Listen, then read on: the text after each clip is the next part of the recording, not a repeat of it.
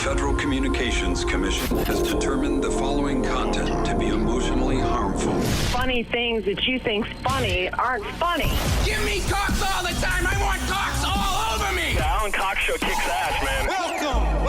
Show me what you got. You're not going to see a lot of cocks on TV. Alan Cox from the Alan Cox Show. I don't know what it's about you, but I can't even stand your voice. I think you're the biggest asshole alive. It's gonna be a great show. Let's kick it. I'll say kick it, and you'll just kick it with a tasty groove, okay? 1, 2, 3, kick it. Kick it. Come on. God damn it. Could you one time kick it? What the? Alan Cox. Here we go. He'll ad-lib. He'll be fine. It's the Alan Cox Show on 100.7 WMMS.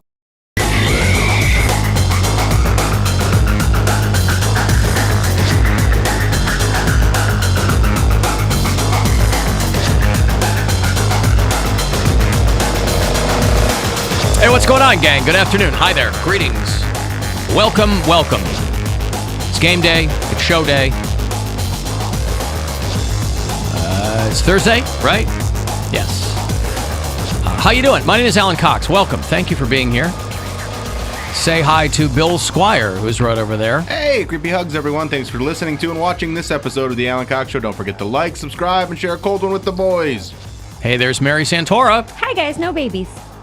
And Poundcake is back behind the glass. Afternoon, white people. His mom's got a filthy mouth. He's got a filthy mind. Oh, yeah. You ever going to have your mom on your podcast? Yeah. I'll have her eventually. I don't know when, though. She has such a busy schedule. Hers or yours? Hers. No. She's working. She still work all night? Yes, and... Up all night, sleep all day, like the Slaughter song.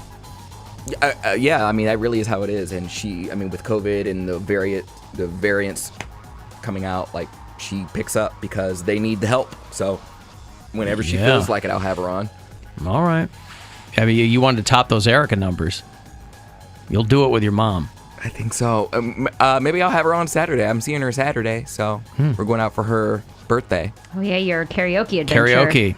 Yeah. At Redmond Lanes in Lorraine. Maybe I'll have my mom and my brother on. My brother wanted to go on, but on a family episode. The Brown family Thanksgiving. You should just run a microphone at your family Thanksgiving, and that'll be that week's podcast episode. My brother can't watch his mouth. Like my brother's not used to being. He doesn't have to on a podcast. But he does. He does because I need him to. Oh, well, you can edit him. Yeah. Edit him out. Yeah, I guess. You're working overtime. Anyway, if you would like to join us, we'd love to have you. 216-578-1007, 800-348-1007. If you want to send me a text, 35192 for that. I think it's going to stop raining in time for the game tonight.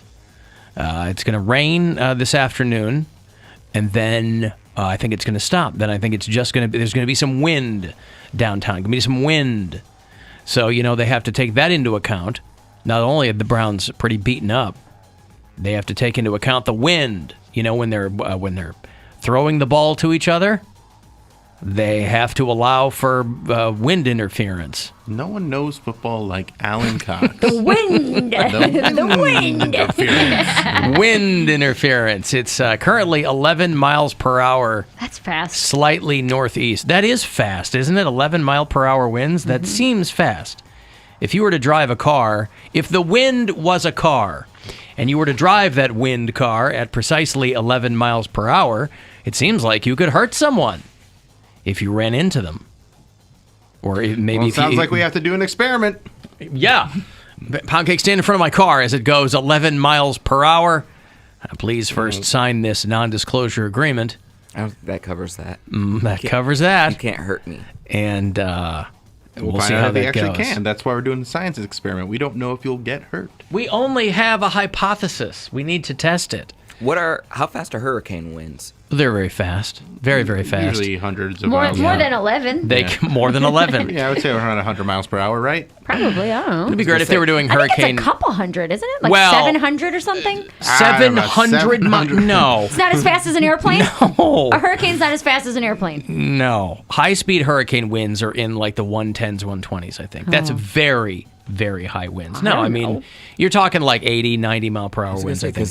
They have mailboxes. There were like, 700 mile per hour winds. So what you're saying is American cities would be wiped off the terrain. an airplane could outrun a hurricane then? Yes, Yeah. if it had to. Huh. Have you ever seen those videos where people will drive behind a plane taking off and they'll just get whisked away?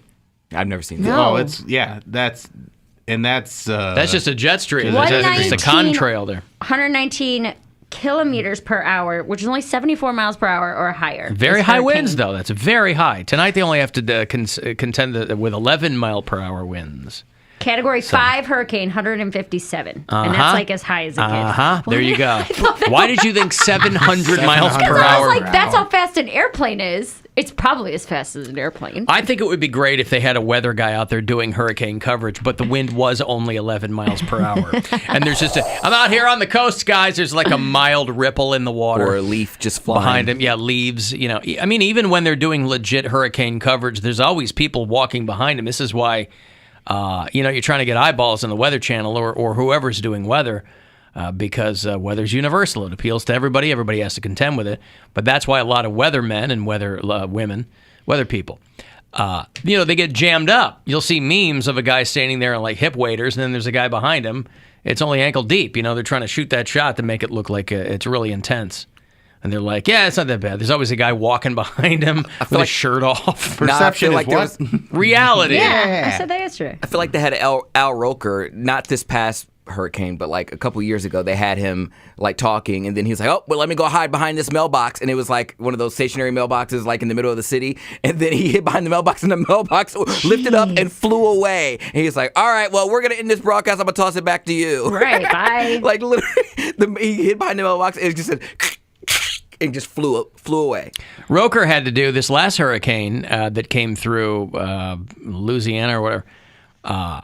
Roker had to do the opposite of I'm too old for this shrimp because people were complaining that they put Al Roker out there. And he was trying to tell people, I'm not too old I'm not going to get blown away in the wind. This is what I do for a living. People were somehow co-opting his pain or assuming that they shouldn't put him out there. I think people has cancer. What's that? Doesn't he have cancer? Al Roker? Yeah. I don't know. I haven't heard about that. I know he lost a lot of weight. I don't think it was due to cancer. He just went on a diet. He used to be a big fat guy.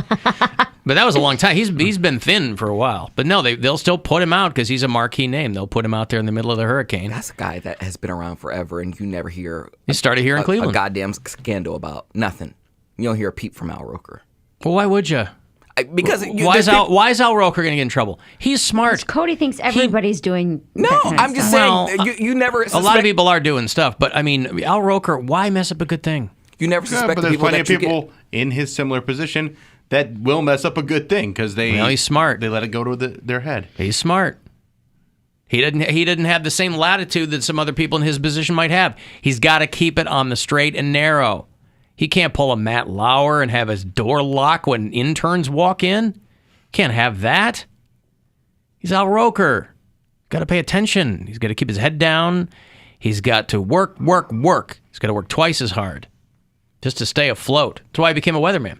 He used to say to himself, I've got to work twice as hard just to stay afloat. And he thought, I should make that into a career. It used to be just something, people will have things printed out, little motivational things on their desk.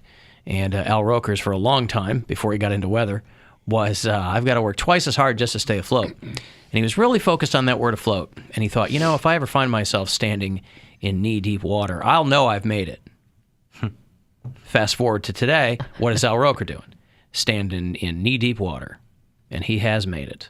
All the way from Little Cleveland, Ohio, to the Big Apple. You know what city the Big Apple is? Cleveland. We're a plum. New York City, Mary, where they make all that good salsa. We have apples here, though. Yeah, we do. Lots of them. And yes, but we are not the Big Apple. Oh, we have a just lot bunch of tiny little apples. Little apples.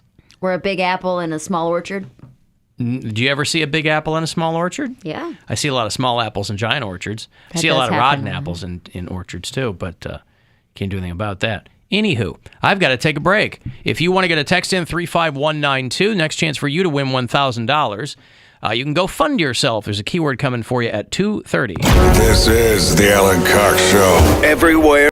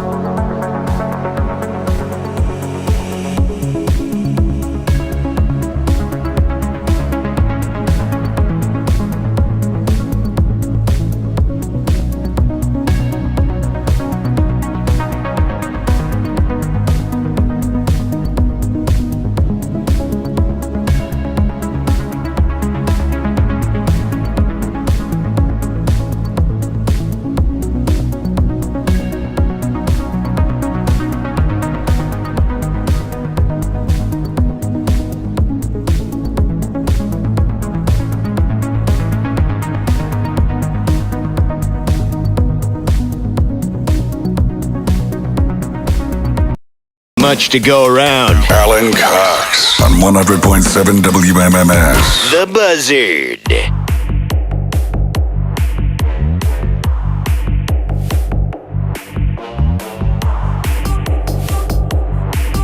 216-578-1007 if you want to join us live. 800-348-1007. 35192. If you want to send me a text, you can hit us up at AlanCoxShow.com. You can watch live there. Thank you to Dorgawode Selbastadon for help. Dorgawode? Dorgawode Selbastadon. Dorgawode. Was it? Dorgawode. Dorgawode Selbastadon for assisting in the video department today. And thank you very much. Did Cavaliers win last night? No, they didn't, but it was a good game. Okay. Their rookie, Evan Mobley, looked awesome. He had 17 points, 9 rebounds, 6 assists. Like, he could be the real deal. And then the rest of the team, looked good. They were in it till the very end, and then it kind of got away from them in the last minute or so. Okay.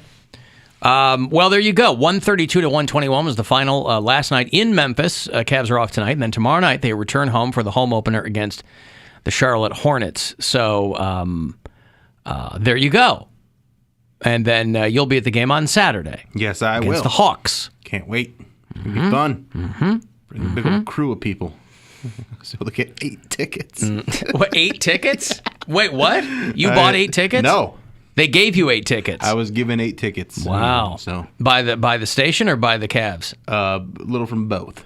column A, yeah, I'm gonna grab them all and get as many as my friends that can go to go. Gotcha. And other people, so it's gonna be me and Grandma and you know better and Pants and like there's gonna be a big old crew you got coming out. Regular Star Wars cantina coming out with you. All right. I love Cavs games. Understood. NBA is announcing, because the NBA is celebrating the 75th anniversary, they're naming a 75th anniversary team. They are doling them out 25 at a time, but they have decided to name the 75 greatest players in NBA history.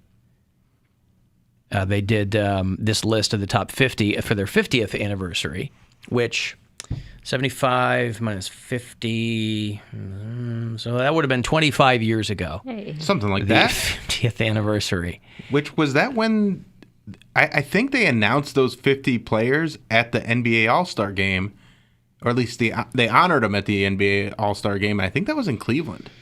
In 96? Yeah. Okay. And then in this year, it's again in Cleveland.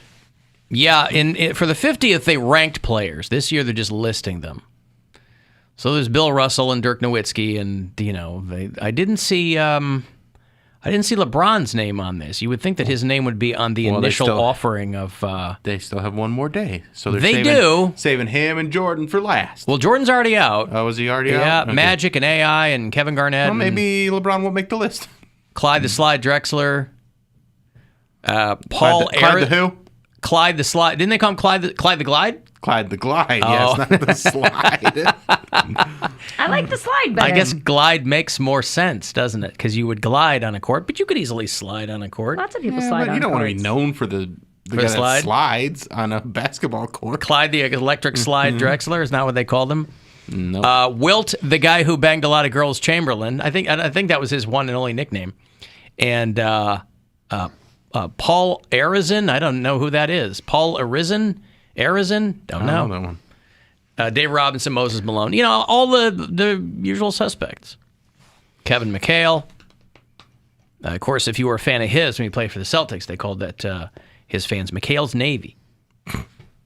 Jerry West, who I believe is the NBA logo silhouette, right? That's Correct. Jerry West. Yes. James Worthy, I think he was another famous swordsman. So they've released a handful of names, and they will... but think about this. 41 players from the top 50 list from 1996 have made the cut.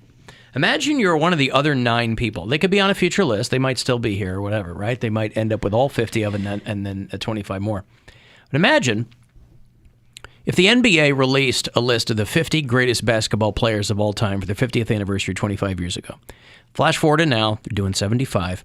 9 of those people, imagine if they don't make it to the final list. How would you feel if you were one of those 9 people who didn't. It's not like they cut the list down. It's not like they went from 50 to 20, and you just didn't make the cut.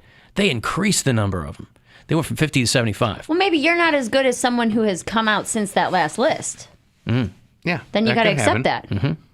So how do they determine which 9 guys got bumped by 9 guys from the past 25 Well, I don't years? think 9 guys will have been bumped. There might be 1 or 2, but I don't think there's going to be 9 bumped. Okay.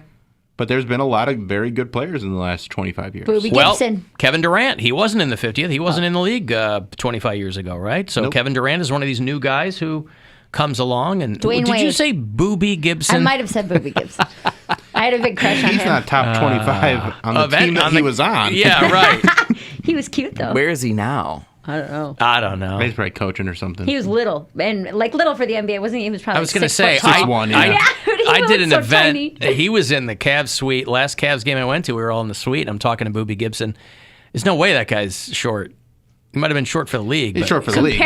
Comparatively, Tall dude, yeah, yeah. he looked little on the court, but then you're like, oh damn, he's still a large Yeah, person. because Was he everybody's the- 7 foot tall. Was he the one that was married to Keisha Cole? I think Yes. so, yeah. Yep. Okay. He looked like he had eyeliner on, and I liked that. I like that look. You like the guy liner Oh, I love guys. on basketball players? On anybody. On anybody. Yeah. So if I came in here, you'll be out tomorrow, but if I came in next week wearing guy liner, first of all, you'd laugh. You wouldn't like that look. You know me. It would I'd look be like, weird. damn, Alan. So look it'd at you, Silver Fox. Have to be guy liner on a person you never met?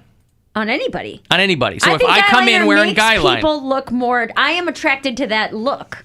Like I said, to feminine looking men is not your even thing. feminine looking men. In my teen years, very when I was developing my hormones. I understand. My Chemical Romance, Fall Out Boy, Yeah. Johnny Depp was Captain Jack Sparrow. Golden So- age of guy liner. Yes. So Okay. that's had an effect on me. Understood. So now I tend to be like, ooh. So there's a- smoky eyeshadow on a man. Smoky eye. They have to have the kind of the whole look and not just like you can't be like in a 3-piece suit businessman. You're wrong. Haircut and it's still. I bet it would be hot. I've never seen that. You've Well, never that's- seen an executive vampire? I don't think so. I don't think I've ever seen someone in a. But I also like the clean cut, like shorter hair. You know what I mean? I just feel like the guy liner would look really out of place with that look, like with the rock star vibe or pirate vibe. It kind of is part of the motif. But if you or just like a guy wearing a hoodie, I don't know. I really like think- it. We'll have to try some stuff then. Is anybody watching The Morning Show on Apple TV? I've watched like 3 episodes from this season. I'm behind, I think 2. There's an actor on that show. He's been in a lot of things. His name's Nestor Carbonell. He's a good actor. He was in The Dark Knight. I think he might have been like the mayor or something. Oh, yeah, I and know who he's he this is. actor who everybody thinks is always wearing eyeliner, but his eyes are. He's constantly said Nestor Carbonell. Yeah, he's like. My eyes just look like they have guy liner on them, but I just have like very dark eyes. Mhm. But it looks like he's always wearing mascara or Yes, guy liner. That's a good look. And he's pretty clean. I mean, he's just in a jacket. He's a good looking dude. Yeah, he's very good looking. But he's been around for a long time. He was on like Suddenly Susan back in the day. Oh, he was, wasn't he? Yeah. I was going to say he looks. I'm trying to figure out. He does look Dark like he's Knight. wearing. Yeah, he was the mayor in Dark Knight and Dark Knight Rises. There you go. I was like, I know I've seen this guy before. And I got to tell you, you're lucky, quite frankly, that you've got something nostalgic like that, because I couldn't go back to when I was a teenager and go, God, that look makes me hot. The blown out Aquanet hair. the 80s shoulder I'm class of pads. 89. Yes. There's nothing about that like gets me hot. You know, when people are like that forced nostalgia or that kind of compressed remembrance of whatever. Mm-hmm. When I see pictures from pictures from when I was in high school, those are pictures of people that other people laugh at. Yes. No one has affinity for that now. Even people who grew What up in about, that like, don't have some of, affinity like, for it. The clothes that girls would wear back then. They're all awful. Yeah. I don't know. 80s So weren't like, great. I'm more of a kid of the '90s, so it was more of like the Pam Anderson look. So that look is burned into my psyche. Is like that's the hottest way you can look. I mean, I did kind of like the Elaine Bennis vibe for a little while. Yeah. Like the boots and the stockings and the skirts and that's not a bad look. Chris Porter is a comedian. But solid 80s look. There's nothing about that I look and go, oh man, high school off the was shoulder great. stuff was real good. That's cute. Well, I also have a comeback. I also went to Catholic school, so I didn't have to contend with girls wearing different things every day. They wore a uniform, but I it's lived not through the just what decade. you- I saw people. I mean, But it's not just what you saw. I mean, this is more stuff that the media is presenting to you than the media. Like what you're seeing on MTV and stuff like that is what you are consuming, not the girls that you see every day. Like Mary wasn't going to high school with Fallout Boy. No, but we didn't. There were boys who looked like that, though. I didn't. Well, I'm saying, but they were based off of those other ideas. But you probably knew guys. I mean, listen, art imitates life and vice versa, right? So once that got to be a thing, regular dudes were, Just like were, that, were yeah. experimenting with guy liner. We didn't have cable growing up, so I didn't watch MTV. Yeah. So I knew, but everybody was dressing like they were in the 80s because we were in so the you're 80s. just like, ooh, Connie Chung, she gets it done. Chris Porter is a very funny comedian, has a bit about this exact same thing where he's like, I grew up in the 80s. He's like, did you see people in the 80s? He's like, if I dragged the hottest chick from 1985 in here, everyone would be like, get that meth head out of here. Yeah. Like, he's like, nobody looked good. Like that No. teased out. You just look unkept with your clothes like baggy and hanging off you and your hair's all huge. You didn't at the time because that's how everyone looked. Right. So, like, the goth girls were the ones that, like, didn't put anything in their hair. And, but everybody just thought they woke up late or something, Yeah. I mean, so. Yeah, no guy To liner. have a nostalgic affinity for guy liner, mazel tov. Big fan. Because I don't see, like, retro social media accounts. I go, oh, man, that's hot. It's probably why I like emo night so much. Must Like, be. and everybody's got swoopy hair and tight black Swoopy clothes. hair, yeah. And, Bangs over their eyes. Yeah. Oh, Mary's a sucker for that. The later 90s, one look that I am seeing coming back is the low-rise jeans with the thong. The whale tail? Whale tail. Whale tail. Man, that was the best thing you'd ever seen when you're in high school. You're just like, oh my God, that's her underwear. Her button. It's what she wears Vagina. under her overwear. Yeah. Just crazy. Like, you're like, that girl's wearing a thong. She must be having sex. So you must love all these Robert Pattinson Batman photos then, because Yeah. Batman has to have the black makeup around his eyes to make the cowl work. Mm-hmm. So all those actors had it, but Yeah. I mean, like I said, doesn't matter. If you look like you have eyeliner on or you are wearing eyeliner, you jump up a point or two for me. huh? Okay. Got Well, a we're bunch all of going to dudes come come in. to your show now with Yeah. guy liner on. Yeah. Like, hey, man, I heard you like guy liner. Things still working out with your garbage man? He was in a band. I told him, I was like, you ever wear makeup? He's like, Looks like your car looks like a question sea is of that? really sleepy dudes. Right. Okay, hey, let me give you some money here. It is a chance for you to go fund yourself. About 30 past every hour, you get one of these keywords. So make it count. Good luck. I said, good luck. The Buzzard wants you to go fund yourself and score $1,000 now. Text the nationwide keyword cash to 200-200. You'll get a confirmation text and info. Standard data and message rates apply in this nationwide contest. That's cash to 200-200. Good luck and go fund yourself from 100.7 WMMS. Alan, the wind is going to be a factor tonight at the game. Absolutely. I just hope fans don't make any unnecessary journeys or take risks down treacherous roads. Remember that, lady? Don't make unnecessary journeys. Don't take risks on treacherous roads. Don't make unnecessary journeys. Don't take risks on treacherous roads. People have been slaughtered in the water both today and yesterday. Their actions are for the town of Cross Malina. Saddest thing about this is this lady, one season later, was washed away in a storm, never to be found again. She didn't stay afloat? In the sea. No, she didn't take the advice of one Al Roker. That is my S word for poop. That is my song. Your S. Don't make unnecessary journeys. That song is good. You should play that at the thing tonight. Just have everybody dance to it. It's a banger. Mm-hmm. Mix it with hot nuts. This might surprise you, Bill, when I do the Cox Outs. I am not the DJ. What? You can tell the DJ what to do. It's the Cox Out pregame. True. He's your DJ. I am the host. Who's but DJing? I don't know. It's usually Jeff Tritt. I know Mattitude was there on Sunday. He wasn't spinning, but I was talking to him for a little bit, so he might have been like next up, because they run like a series of dudes because they're open all day. So I don't know who'll be there tonight, but I don't tell the DJ what to do. Let them do their job. No, that's their gig. I mean, they got drunk girls coming up to, can you play? Where's You don't the need that. DJ? Nope. I get on the mic, I say hi to everybody, and I mingle and whatever, and play the good host. But I don't. I let the DJ do his thing. That's his domain, and I do my thing, and he does his. That said, Maybe I'll bring a copy of Hot Nuts. See if I can get the place bouncing off. In what way are you going to bring a copy? Burn it on a CD. You know what? I'm going to bring. Can you play this? I'm going to bring On a your thumb CD drive. player? I'm going to bring a thumb drive. of Hot Floppy Nuts. disk? Floppy disk. We got Hot Nuts for you. Oh, do you? Alan, what about Jack Black in Guyliner for Mary? No, I hate him. So not anybody. He There might is no look more attractive, but it doesn't change my hatred for him. hatred. Did you see Wow. what someone tweeted at me? That escalated quickly. It was, I don't like Jack Black. It was Jack But Black. hatred? Yes, Hatred. hatred. There's a lot of actors I don't care for their work. They're not my favorite. I can't stand this guy. Wow. Jack Black, we were talking about the SNL intros for hosts introducing musical acts. Someone tweeted a video of Jack Black introducing John Mayer as John Meyer. Just one more reason why that guy can scoot off the planet. Huh. Scoot right off the planet. Scoot off, eh? Get out of here. John Meyer. Yeah. Okay. And But he you makes, see he that makes face. his face like, ugh. He's like, I messed that one up. No. But they do promos for the coming week. They go, hey, I'm Jack Black with musical guest John Mayer. You We're going to would be. think. Wow. That's why I hate this you guy. do that, but he just messed up. He had a little brain fart. John Mayer. I've had that when I'm introducing someone and I either forget their name or completely Say it wrong, say it or- wrong. yeah, and I'm like, mhm. Still, their name, yeah. my least favorite person introducing my favorite person. Wrong? Come on.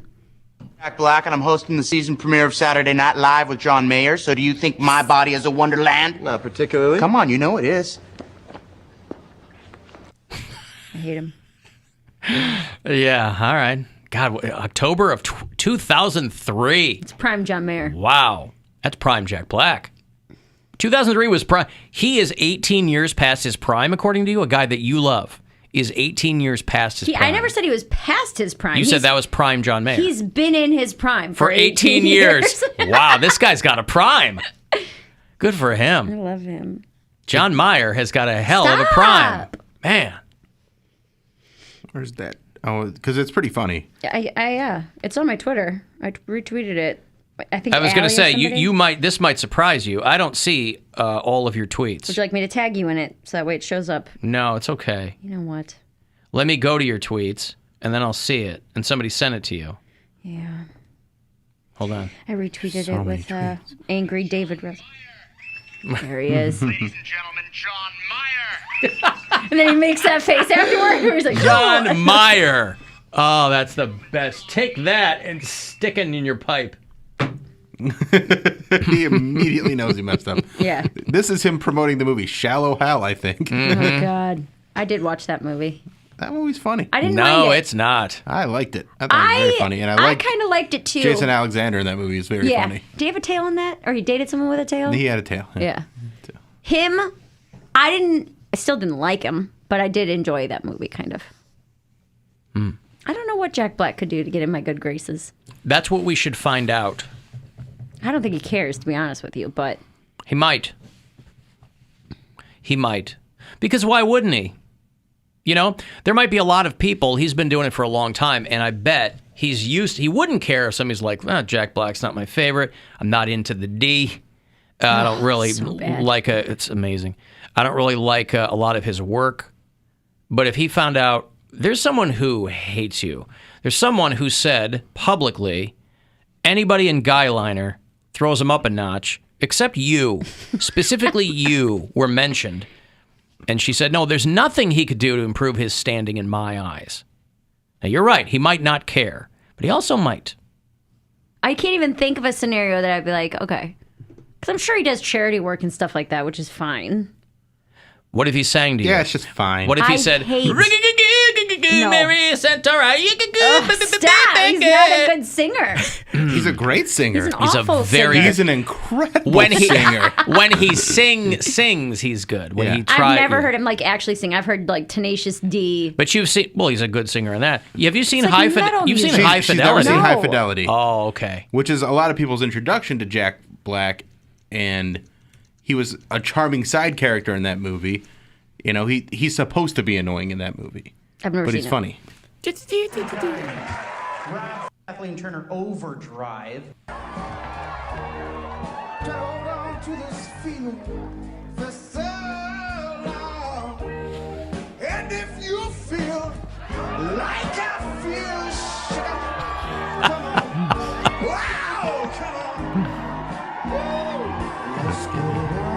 Because the joke at the end of High Fidelity is everybody thinks he's just a jackass and he can actually sing, and so everybody's blown away that he actually has some ability. Everybody except Mary Santora, who, if she were in the crowd there at the late, great, legendary Double Door in Chicago, Illinois, would not be moved.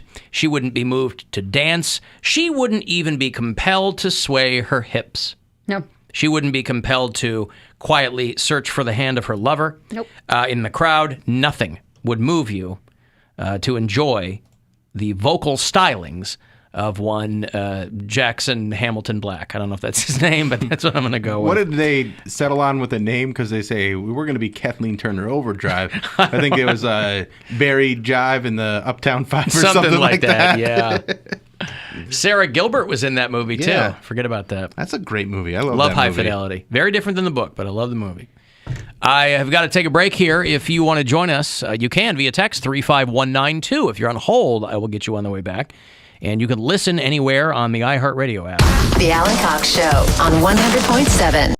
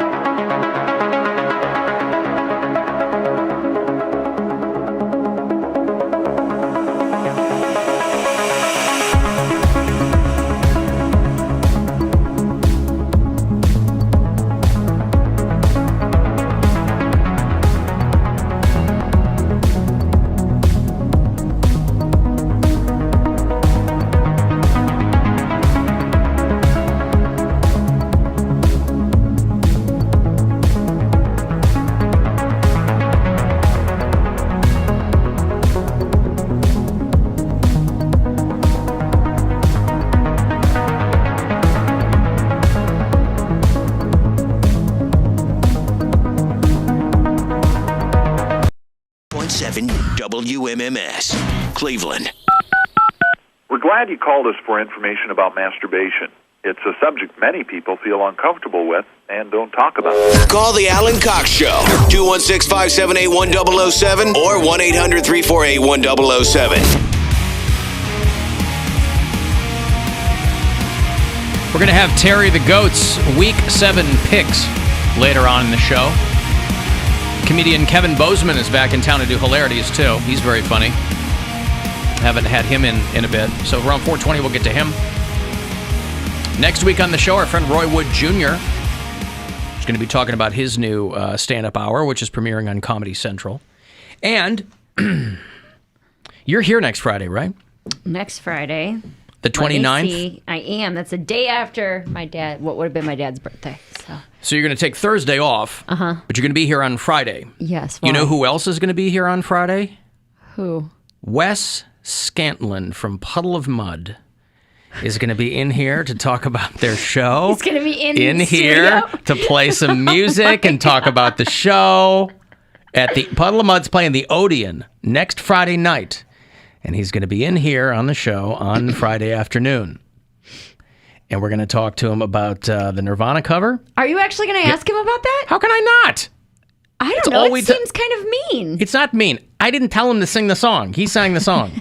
And we've heard other versions of it where he sang it well. I'm curious. I don't want to break his balls. I want the story behind it. Okay. Puddle of Mud has a lot of hits. People give them a hard time because in the early aughts, I haven't talked to Wes Scantlin in 20 years, but they were kind of swept up in that whole Limp Bizkit stained thing. I like them. Early aughts, but they have a lot of hits.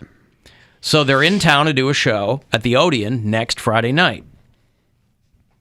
And they said, "You want Wes Scantlin?" I said, "Yes, I want Wes Scantlin." Because I want him to sing this live for Mary. With the head to hand. Oh, God. Thank you for this too. I do, but you have a clue. I'm going to have him serenade you with that song. Don't, because I'm not good at hiding expressions. Hiding what? I will grimace. No, because he'll sing it like like an this. angel. He'll sing it here like an angel, and then that will supplant that version in your head, and then you'll just have to, Here's the thing. I am a big fan of Puddle of Mud. Don't backtrack. No. I like their songs. That is awful. Whatever that was really, really bad. But I do enjoy talk other about songs. So that'll be next Friday. She effing hates me. Mm-hmm. Classic. Mm-hmm. Alan, please ask Poundcake if you'd like to go see Michael Bublé tonight at the Romo Fijo because I have tickets. Ooh, he's on the phone, but I think he's going to want to know that. With who? They didn't say. They just said that they have tickets. It might not be with who. It might be they want to know if you want to buy tickets from them. Well, I don't want to buy them.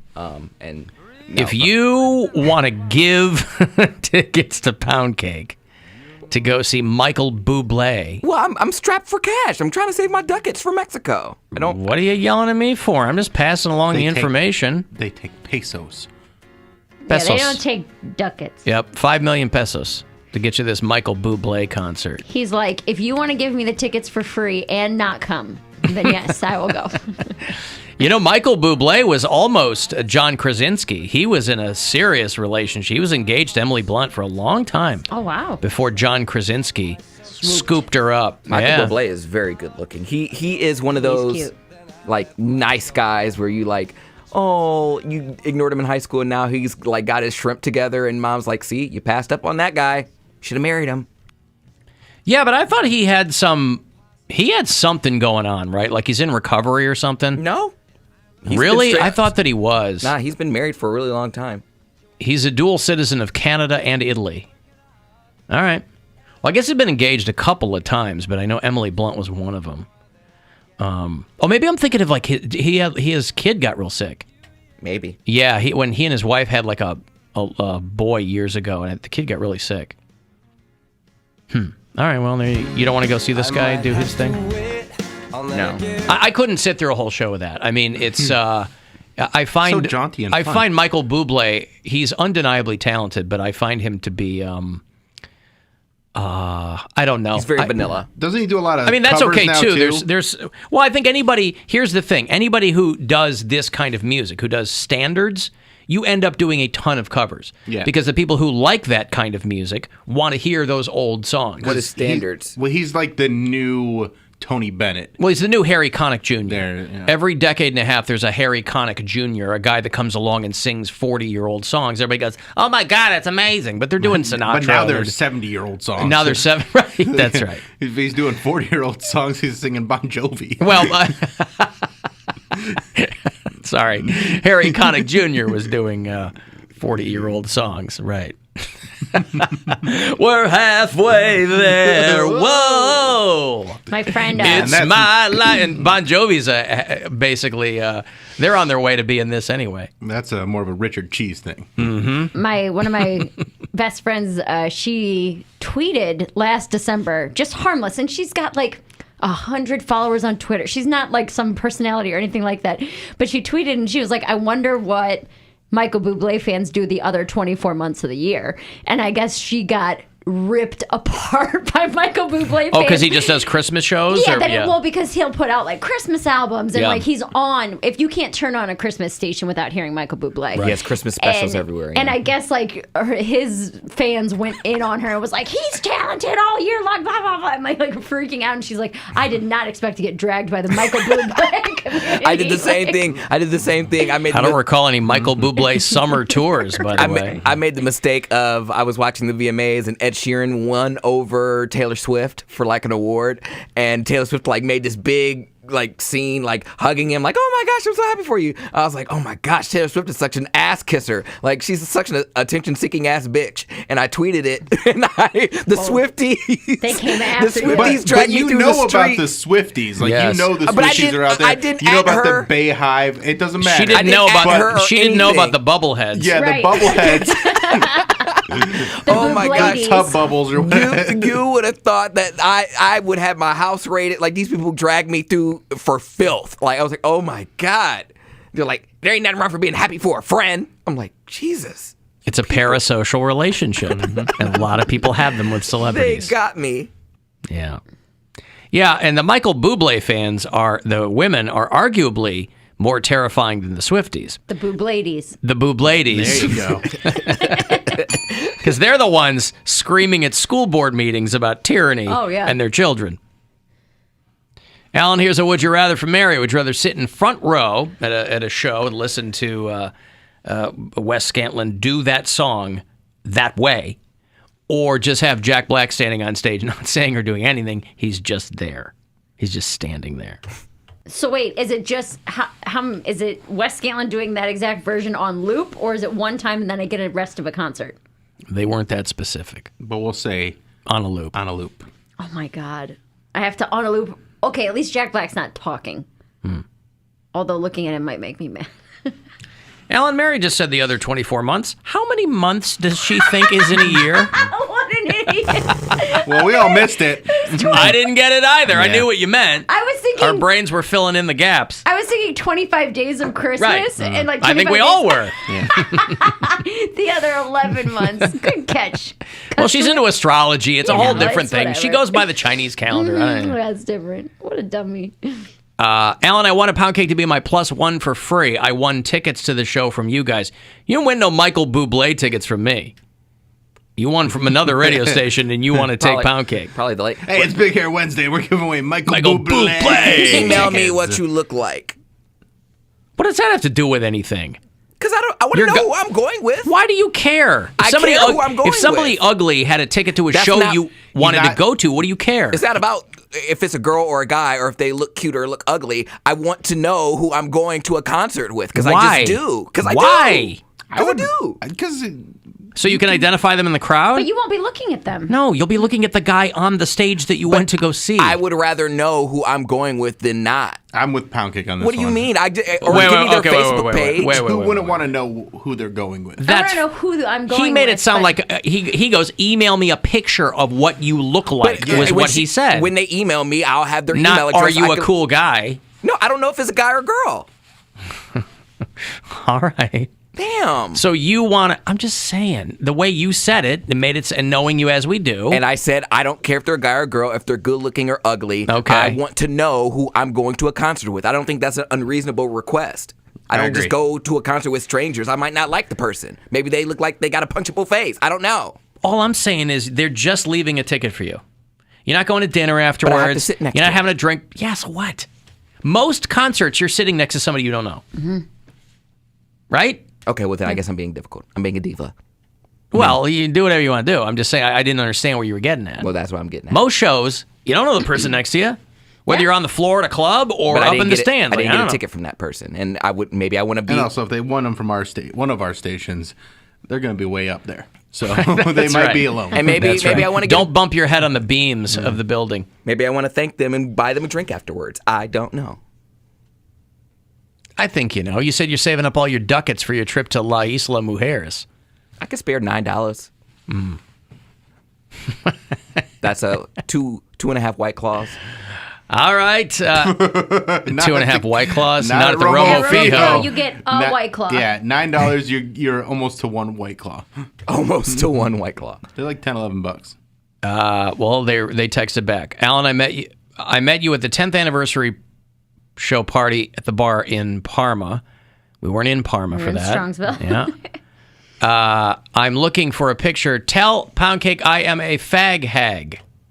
Okay. What the hell does that? I know what that means, but what does she mean by it? She's a girl who likes gays. No, I understand what that means. What does that have to do with anything? So I would feel She'll be comfortable, I'm cool? guessing. Is that going to make you feel comfortable? I imagine there's a lot of girls like that who are crazy annoying. Just email. Straight dudes don't want to hang out with them. Poundcake at AlanCoxShow.com. There you go. Poundcake at AlanCoxShow.com. And you've never been on a blind date, right? Oh, yes, I have. You mean they were blind, or No, you know I've each been other? on a couple blind dates. What if this girl ends up being? You won't have to wait until Mexico. Yes, Cody. What if you guys are so swept up in the magic and the majesty of one Michael Bublé that you both become Bubladies right there on the spot? And then you go, screw it. Caution to the wind, right? It's a Thursday night. That wind is only 11 miles per hour northeast. It could And take you go, caution. and then Take all your caution. You say, let's go out and get a couple of drinks. What a great show. And you get to know each other, and one thing leads to another, and it's no different. It's no different than a straight guy and a straight girl going out and having some drinks, getting inebriated, and inhibitions go the way they will, and you end up inside a Bublady. Here's what it is. He's going to be late because he's coming from the show. And as he walks in to find his seat, 2 White Claws in hand, Michael Bublé is singing, I Just Haven't Met You Yet. Right, there you and go. then he's like, and then he locks eyes and he's like, oh, yes, this is it. Cody, can you see a montage of Cody trying to catch an Uber and then, splashing Very water meet as he cute, runs very meet past? cute, Yes. This song is about somebody he hasn't met yet. He's shaking out his saying- umbrella, Yeah, and he yeah, brings he's, like, it down, waiting, and yeah. then he's like, wait a second. This song's about being ready to fall in love, but he gets just hasn't met the splashed person yet. That's what I was by going a to say. car? He gets splashed by a car because And it's it was raining. her. No, she's inside waiting. No. He gets splashed by her, and then he's like, "Bleh," and then he finds, because they don't like each other at first. And Oh, then, yeah. A little standoffish. And a big gust of wind comes by and it inverts his umbrella, turns it inside out, rendering it unusable. Yes. Throws it in the nearest trash can. She walks up, huge umbrella, stands next to him. Mm-hmm. Shelters Are you going both into of the them. concert? I am. I'm meeting somebody. What seat are you in? I'm in 2056 F. I'm in 2056. 56 Oh, G, gee, I was gonna go whatever. easy. Yeah, E. Oh my God, that's me. Oh, we've really created an amazing night for you. And you don't want to sleep with her. That's Wow, so rude of you. what is, I'm sure this would be the finale anyways. This is like his most known song. Yeah. I like somebody Promise who you, opens kid. with their best known song, and they go, "That's right." You ever been to a Garth Brooks concert?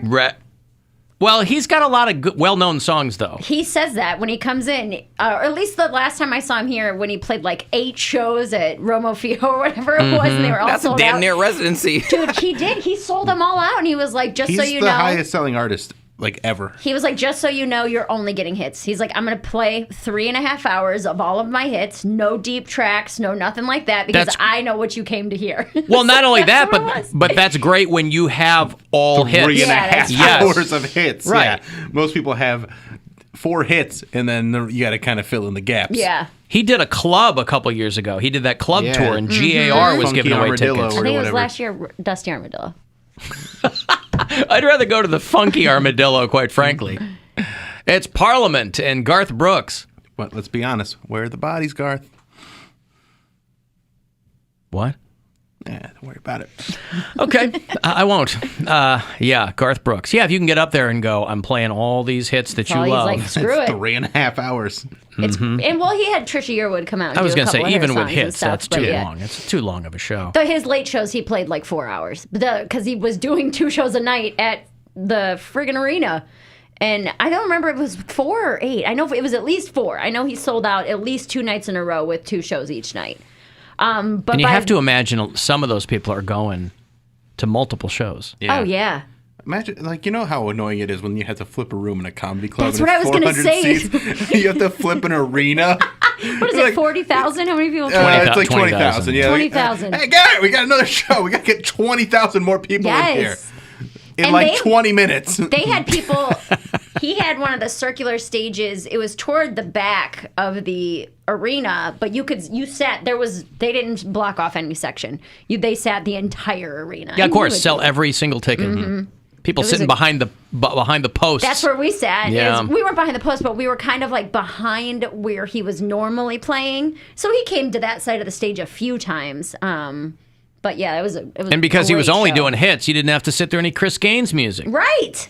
That is insane. The first Energy Stadium, he's just like, I'm just going to do 8 dates there and sell them all out. I know it was at least 4 shows. I know it was at least 2 dates. This was at I don't know. Romo Fijo, though. This was at Romo Fijo, yeah. Oh, I thought you said it was First No, Energy. no, no, I was going to be like, he damn. did do that. I mean, he did like an entire college stadium tour where it was, 100,000 seat venues, and he sells them all out. He sells more tickets than anybody. It's crazy. Good for him. Well, now, But okay. where are the bodies? Okay. Listen, when country music. You told me not to worry about it. Yeah, quit saying it. When Garth Brooks. I'm asking Garth. I'm not asking you guys. When Garth Brooks started to break guitars on stage, that ushered in the whole bro country thing. That was the beginning of all of it. He's not bro country. No, but when he started breaking guitars on stage, that's what started Those the whole guys don't do that. pop. No, but I'm saying that put like a rock and roll vibe okay. into country music, which up to then you had like Alan Jackson and Travis Tritt. And Travis Randy Tritt. Travis. Travis. Right. Travis Tritt's in the news for something. Forever Such a good and song. ever. Travis Tritt was in the news because he was another guy that was not going to do shows at venues that required vaccination. And there are all these people like, there's a real person named Travis Tritt? Because he's kind of that older guard of 80s, Yeah. 90s country artists. People thought it was a fake name. Well, I mean, if you're of a certain age where you've never heard of him before, you're not going to know, Travis Tritt. But He's a goofy looking dude, too. Yeah. He's got the long hair, but it's like super thin on top now. Alan Dumbass Garth Brooks fans are the only types of morons who would only want to hear hits. That's somebody who really doesn't like Garth Brooks. And who doesn't want to hear hits? Everyone wants to hear hits. That's what made you so popular. Even your favorite band in the world, no matter who it is, nobody wants to hear a lot of B-sides, right? They're your favorite band because of the songs you love. And there might be a couple songs, everybody's got a couple songs of their favorite artist that like other fans of that artist aren't that into, right? But you don't go there to hear the B-sides. Right. I mean, Springsteen's playing Rosalita, Yeah. Born in the USA. And I mean, it's If cool. he tell you what though, if I go see Springsteen and he doesn't play Santa Claus is Coming to Town, I'm gonna be pissed. His because biggest hit. That's what put him on the map. Yeah, right. There are some songs where it's a nice little like gem when they throw in your favorite deep cut. Where you're like, oh, and like you're the only one excited about it, or that you and 25 other people are really happy about it. Yep. But I mean, I've talked about how much I love John Mayer. I have a playlist on my phone of my favorite John Mayer songs, and it's only like 40 songs. So it's like Only 40 songs. But I'm saying I'm not putting his albums just on shuffle and listening to all of it. I pick my 40 favorite off of all of them, and a lot of them are hits. I'm like, Right. this is what I want to hear. Right. But again, he's not a guy that has he's got a couple radio hits, but most of it is just stuff that you like because you listen to John Mayer a lot. Probably, yeah. So it's like one of those things, like there are songs that stand out on the albums and they become, the single, if you'll. Yeah. But they're not, he really. They're not Garth Brooks hits. Only had a few, big radio hits in his prime in 2003. Shut up. Alan, my husband wanted The Dance as our wedding song, and I was like, isn't that a sad song? Yes. That's the trouble with country music, is it's inherently sad, and so you're kind of like, even if it's sounds kind of upbeat, it's usually about somebody dying or getting lost or kidnapped. That's a lot of pop music anyway. Pop music getting lost and killed? Well, a lot of pop rock and a lot of songs are, even if they sound like they're happy songs, hey, yeah, is everyone can dance that song, but it's a sad song. Mm-hmm. And I think I was in 9th or 10th grade. I made my boyfriend a mix CD for his birthday, and I put "Burn" by Usher on it, which is basically about hey, this relationship's over, and I have herpes, and you're probably burning down there. Burn and burn. But he listened to it, and I didn't listen to the lyrics when I was 15 years old. I just was like, oh, this is a slow song by Usher. It must be a love song. Mm-hmm. And he was listening to it, and he looked at me. He's like, "Is there something you want to tell me? Why would you put this song on here?" And I was like, "It's a nice song." He goes, "This is about breaking up." What are you talking about? This is supposed to be a sexy song. Right. Yeah. Oh, now that you mention it, yes, there is something I want to tell you. We're breaking up. Right. Uh-huh. Right here. And the second line. Me go a separate way, gonna let it burn. It's all how you interpret it. Crotch is gonna burn. Right. Yep. Bill is 100% correct. Where are the bodies, Garth? What does that mean? I don't know. Is Garth Brooks, does he look like a murderer killer? Or what? We're just trying to figure out where the bodies are. Don't do this. Tell me what it is. It's a bit from your Mom's House podcast. Oh. Cool. Anyway. Don't do that. Yeah. Alan, there's a younger audience who also don't know what B-sides are. Yeah, that's true. But that's the deep cut. That's that's the nomenclature there. Just not singles. Yeah. Yeah, all right. Well, there you go. I've got to take a break here. If you want to get a text in for anything, 35192 to do that. AlanCoxShow.com. You can watch live. And your next shot to grab some money, $1,000, and go fund yourself is coming up at 3:30. It's the Alan Cox Show.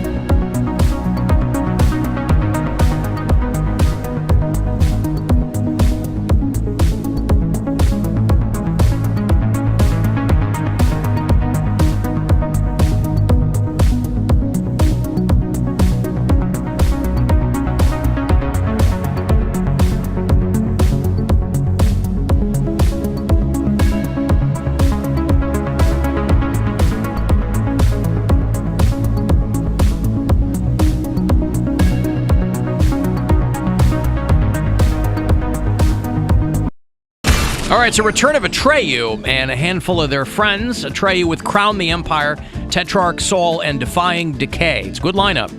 It's going to happen Tuesday night, November the 30th at the Agora. If you want to go to agoracleveland.com for any further details, you'll find them there. But I'll give you these tickets here. 2 tickets for Atreyu. End of next month. Caller 10. These are yours. Good luck. 216-578-1007 or 800-348-1007. Prepare yourself. Act natural. No matter how strongly your monkey reflexes might kick in, telling you to flee from terror. Now, I'll go see if he's ready. The show is back. It's the Alan Cox Show On 100.7 WMMS.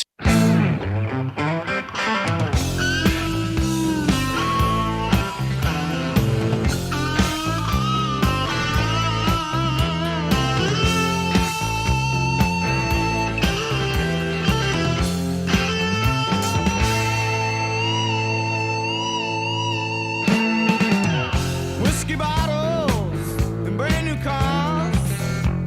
Oak tree, you're in my way. There's too much coke and too much smoke. Look what's going on inside you. Ooh, that smell. Can't you smell that smell? I forgot Poundcake had to get a winner. I was going to ask him who this is. We were going to play Is This Skinner? Of course, it is Leonard Skinner. It was 44 years ago yesterday that plane crashed and killed 6 people in Florida and Alabama, somewhere, Louisiana. This album had come out 3 days prior. If you're a Skinner fan, you remember Street Survivors. The original album cover, they changed the album cover after the crash because the original album cover had the band surrounded by flames. And then 6 of them died on the plane. 23 of them lived. There were a lot of people on that plane. Went down in the trees. And that's why people are so negative. They're never talking about the people that survived the crash, just the ones that died in the crash. It's like that Andrea Doria episode of Seinfeld where he finds out that most of the people, 38 people died and 1,200 survivors. But yeah. How many survivors were there? 1,200. But Ronnie Van Zant, who was this was the last album. This was their 5th. And it was the last album that would have the original members. So Ronnie Van Zant died, who was the front man. Their guitar, Steve Gaines died. Cassie Gaines died, his older sister, who was part of the band. They had a road manager who died. The pilot and the co-pilot died. But a bunch of the other guys got out of the plane or got pulled from the plane by people that lived nearby. I looked out my window. I was in the middle of the airplane on the right wing. I tried to get close to the back of the airplane as possible. But I got in the middle of the airplane on the right wing, and all I saw was treetops. And at first it wasn't so bad, but then when it hit the middle of the trees, it was horrible. It's an experience nobody wants to ever experience. Pianist Billy Powell, drummer Artemis Pyle, and another passenger managed to climb through a window and go for help. Neighbors who'd heard the crash were among the first rescue workers to arrive. We walked through the woods to the site, and at that time there was nobody on the site. Well, we started getting them out then, getting the ones that were hurt out, and everybody's out too. Under the glare of helicopter floodlights, the 23 victims were pulled one by one from the wreckage, placed on stretchers, and carried 100 yards through dense woods and across a creek to waiting ambulances. I don't know how many of those guys are still alive. I think Artemis Pyle is still alive. A lot of them aren't with the band anymore. I think Skinner was going to do a thing this past summer, and they had to cancel because of COVID or somebody got sick. They were inducted into the Rock and Roll Hall of Fame in 2006 by...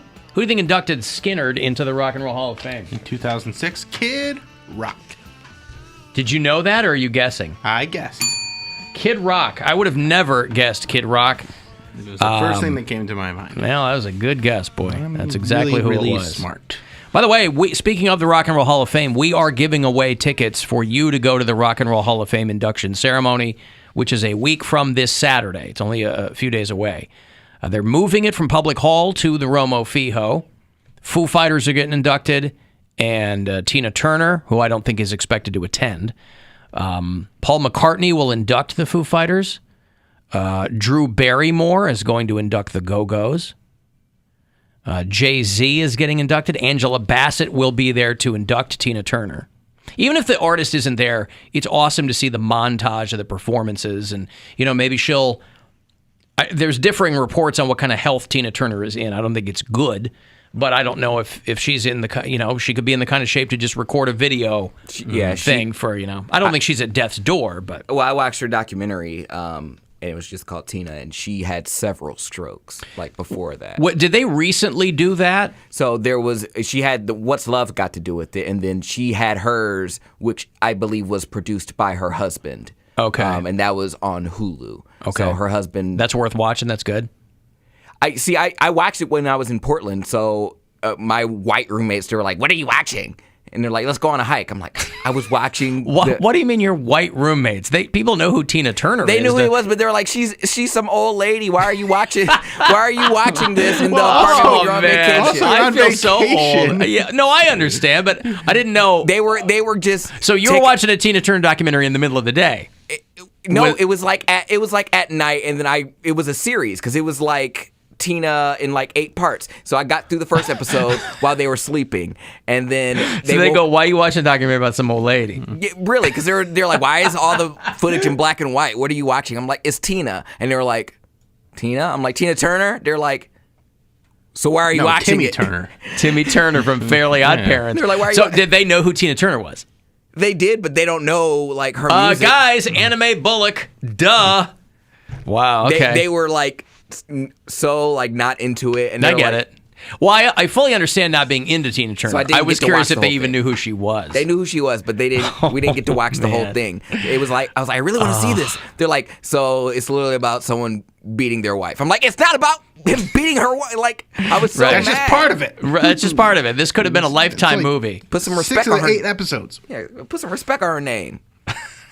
They were so like disrespectful. Oh boy. But yeah, I was watching it while I was on vacation, love so I didn't get to finish it because I don't have Hulu. Okay.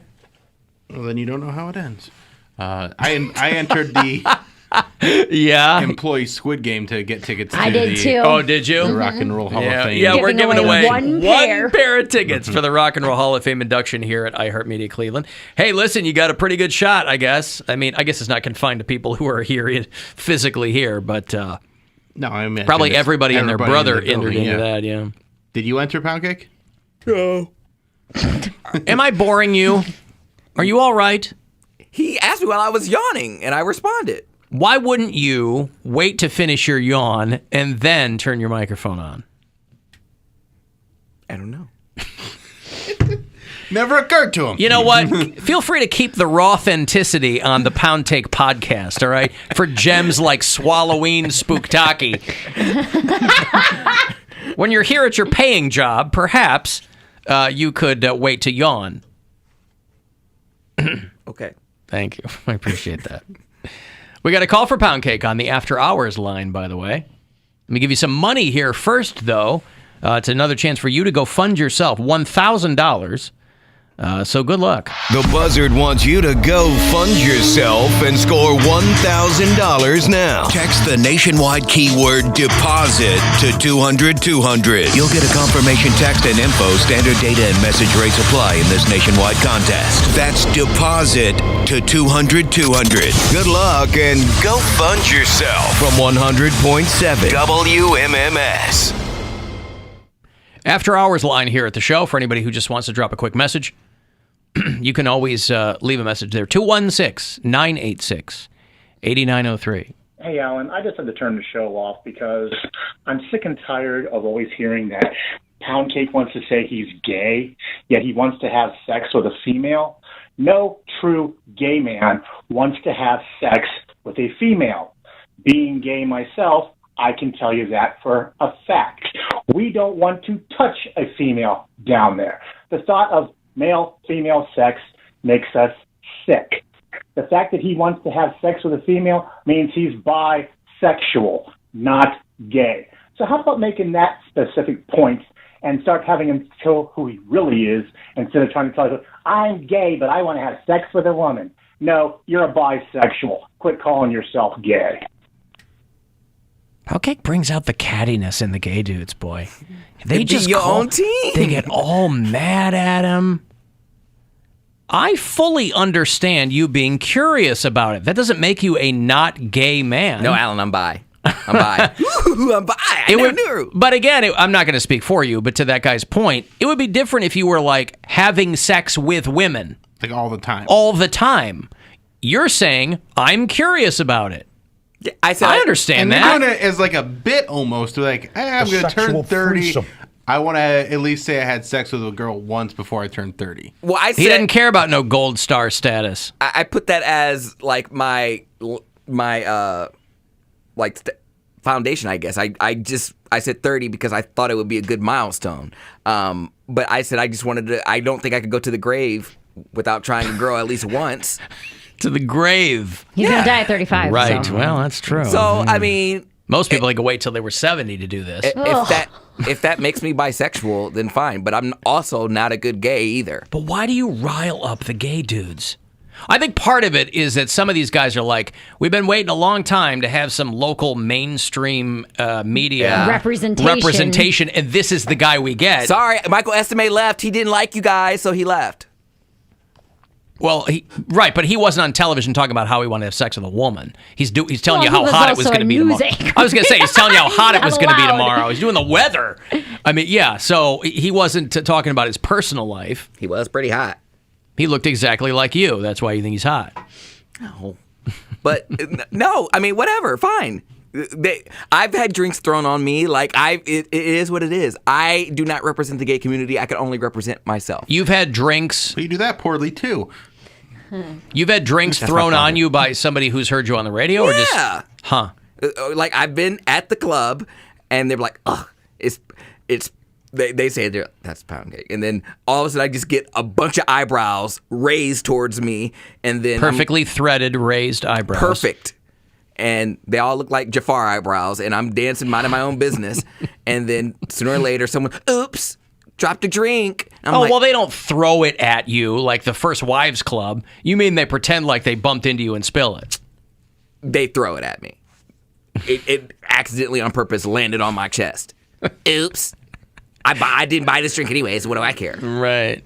All right.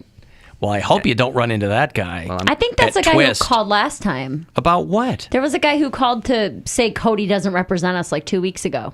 It sounded like the same guy. I don't care. Well, I don't commit these people's voices to memory, so I'll take your word for it. He was just as angry. That's why I remembered. He stayed angry, Yeah. didn't he? Yeah.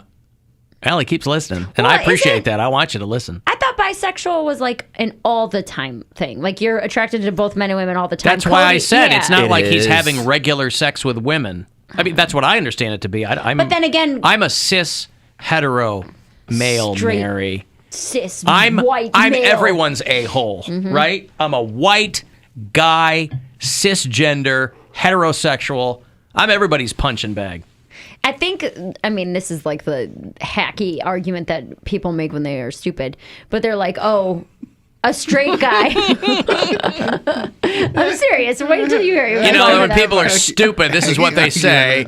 Exhibit A. No, when they're like, as may a be a straight stupid man, hack, but as a straight man, I couldn't just sign one document and then never be gay again. Like, I don't know if that's the point You that this can, guy's and they coming do, from. and that's But what that's they what I'm just saying, don't talk about it. Is that people, I don't know if that's kind of where he's coming from, where it's like, I've heard straight guys say that kind of stuff before. Well, but also, it always surprises me for the people who get so upset at labels. This is a guy that's clearly trying to slap one on Poundcake. He's really mad that Poundcake doesn't identify himself in a particular way. And yes, that's why it's called Gold Star Gay, because it's not uncommon for them to have sex with, to try to have sex with a woman or something, right? Yeah. Or they were, when they were talk themselves out of it. When they were in the closet. So you mean to tell me before they were in the closet they weren't gay? Like they were having sex with women to try and prove to themselves that they weren't gay. Well, but I mean, obviously, there's a lot of gay dudes who have never had sex with women. But when they were in the closet, they weren't doing anything. You know, one of my really good friends, he dated a girl, he was a swordsman all through college, and then everyone was like, "You're gay." All his little girlfriends were like, "I can't believe this." I wonder if you'd have some amazing insight though, if that was your sexual trajectory. What do you mean? Well, if you were, for all intents, it's one thing if you're hiding it and you're pretending to be straight for appearances or family or, the invisible man up in the sky or whatever.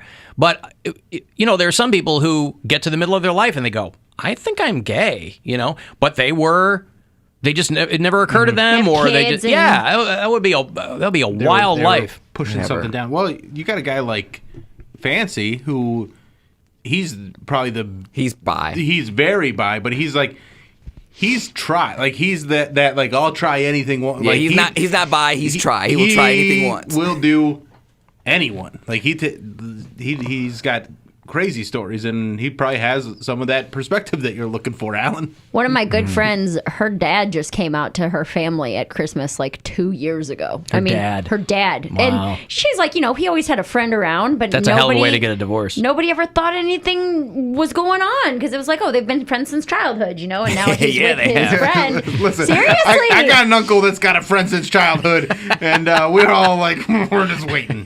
Yeah, but once Grandma dies, I think things are gonna be a little different. They were playing doctor a lot in the backyard when they were little. Because I asked her about it, and she said their parents had a great marriage, a very loving marriage. They never saw them like fighting, and they would kiss and show affection, and they had 2 kids. And then he's like in his 60s, and he's like, hey guys, I got to tell you something, I gotta tell you, I'm really tired of your mom. So now whatever. That might be a reason that this guy resents you so much, is because he sounds a little older than you, and it sounds like he probably had more struggle coming out. No, and that's not so it. If he had more of a hard time coming out, he might see the way that you treat your gayness a little bit flippant, and he'd be like, I don't appreciate that. No, that's not it. What is it? The Rainbow Mafia just likes to cancel people. That's what they do. They weren't in power for so long, and now they're in tell power. them to work harder. Dave Chappelle's still out there. No, they're trying. People walking out and protesting outside Netflix. Doesn't that suck, though, really, when you think about it? And and he's kind of right. It sucks that marginalized groups, when they finally kind of get, and again, I'm casting with a broad brush here, but people are people, and human nature is kind of it's not a fixed thing, but there are common threads. And so you look at marginalized groups that when they finally get some power, whether it's political or social or financial or whatever, that they try to make up for lost time, but you end up becoming the thing you didn't want it. Yeah, it's crazy. It's wild. Brandon's gay. He said, I would never waste a drink by throwing it on Poundcake. Oh, I licked it off. I didn't waste it either. It was right on my chest. I was like, you licked it off your own chest? I had it. You're like, ooh, Long Island iced tea. I had a shirt that was open, and then I had an undershirt underneath that. So I was like, I'll just button up the shirt that I have, take the shirt off, and wring it out in my mouth. Get a little bit of juice out of That's that. how he saves his ducats. Yeah, no, forget that. Have you ever heard of a platinum gay? I have, but I guess I don't know what it means. Well, according to this person, it's a gay man who was a C-section baby. Oh, well, then that's so me. He's never, ever touched any lady bits. Yeah, that's me then. But you've touched the lady bits before. But not down there, have you? Well, I have, but I've never been. You use your fingers once. Yeah, I was like, I've never been in there, though. Yeah. Just around the outside, around the Around outside. the outside. You know how upset Eminem would be if he knew his song was being used for that? Whatever. So good. Forget Cleveland. It's a bunch of bottoms anyways. What are they going to do? Cancel me? They're all ugly. Poundcake's got that top confidence. No, forget it, because I don't care. Like, listen, if my mate was here, I would have found him. There's Tinder, there's Grindr, there's all the clubs. There's going to be some circuit in here that I would have touched or met someone. You don't know what you don't know until you know it. So forget them. They're all ugly, and I don't want to be with them.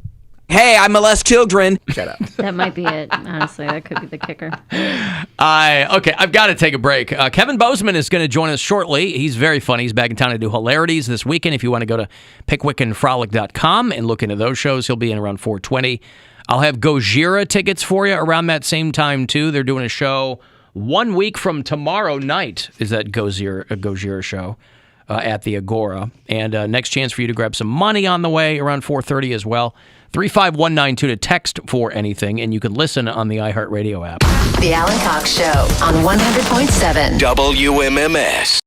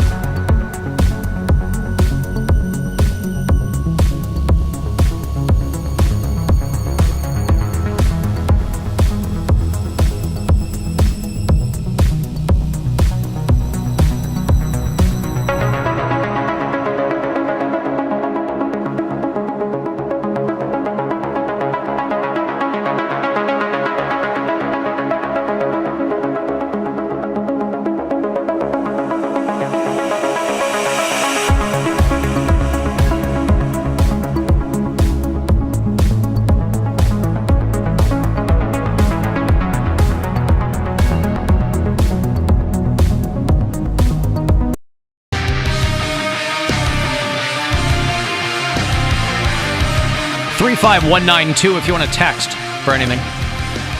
AlanCoxShow.com for all the other stuff. You can watch live there if you like. We're doing the Cox Out pregame tonight before the Browns game. I'll get to the Ivy around 7 o'clock. Right there at West 6 and Lakeside. And here on MMS, we're doing a pregame with the Buzzard. So they're going to go commercial-free from 6:50 to kick off. A little pregame soundtrack if you're going to be, I don't know, watching a game. I mean, partying before the game. There you go. Pre-game with the Buzzard, baby. 6:50 all the way to kickoff. No commercials. No nothing. Just music. Very exciting. The medical examiner down there in Florida, a lot of people are hitting me up going, oh, they found Brian Laundrie's body. They think that they did. They said that there's a strong probability. I think maybe the family's lawyer even thinks that that's the case. Strong probability is that those remains are Brian Laundrie's. They said that they've been there. It looks like they've been there for a bit. So they might find out, I don't know how much they can backtime this kind of stuff. They might find out that this dude was dead within a couple of days of looking for him. Shame. But that they're, people were looking at his parents. There was a theory that his parents were maybe trying to divert the police. I think they've come to the conclusion that there's no discrepancy between what his parents said and what law enforcement said with respect to the timeline of Brian Laundrie's disappearance. As you're aware, the FBI and the Northport Police Department and our state and local law enforcement partners have been searching the area of the Carlton Reserve for Brian Laundrie. Earlier today, investigators found what appears to be human remains, along with personal items, such as a backpack and notebook belonging to Brian Laundrie. These items were found in an area that up until recently have been underwater. I know you have a lot of questions, but we don't have all the answers yet. We are working diligently to get those answers for you. I think his parents have said, the water obviously will obscure those things, but his parents have said that this would be the area that they told the cops he was in the whole time. That he would be in this park. How do they know? Just because he would hang out there a lot? I guess so, yeah. But wouldn't you not go to the place that you would hang out a lot if you're on the run? That's why I think he just cut off his leg and arm. Threw it in there. Threw it in the river and is like, now I'm just out there. But this would mean that he was, the suspicion was that he was on the run. Right. But I think there might have been one instance of him using Gabby Petito's debit card or something. But I thought that was on his way back. Okay, there you go. So then it was just, there was never any confirmation that he was on the run. That's just what everybody said because they couldn't find him. But if he went to the place that he was usually hanging out That's what I'm saying. and killed himself or whatever, and then the whole thing is submerged, then he was never on the run. Or he got eaten by an alligator. It is Florida. He could have. Mm-hmm. Maimed. At the Mayakakahachi, there's a lot of syllables and consonants in this. At the Mayakakahachi Creek Environmental Park. Mayakakahachi. As happenstance was, his parents stumbled across his items. I had too much hot sauce last night in Mayakakahachi. I got to switch to Cholula or something. The area where they discovered the remains, they said, was in the very area of the park that his parents initially told law enforcement to look. And so if he had gone there, he could be within a day. Who knows? This kid could have, I don't know how old those remains are. There were people suggesting that the parents might have planted things, and their lawyer said that was hogwash. Like human remains? I assume that's a legal term that I'm unfamiliar with, but no, planted like his backpack. We keep a bag of human remains in the back for just such an occasion.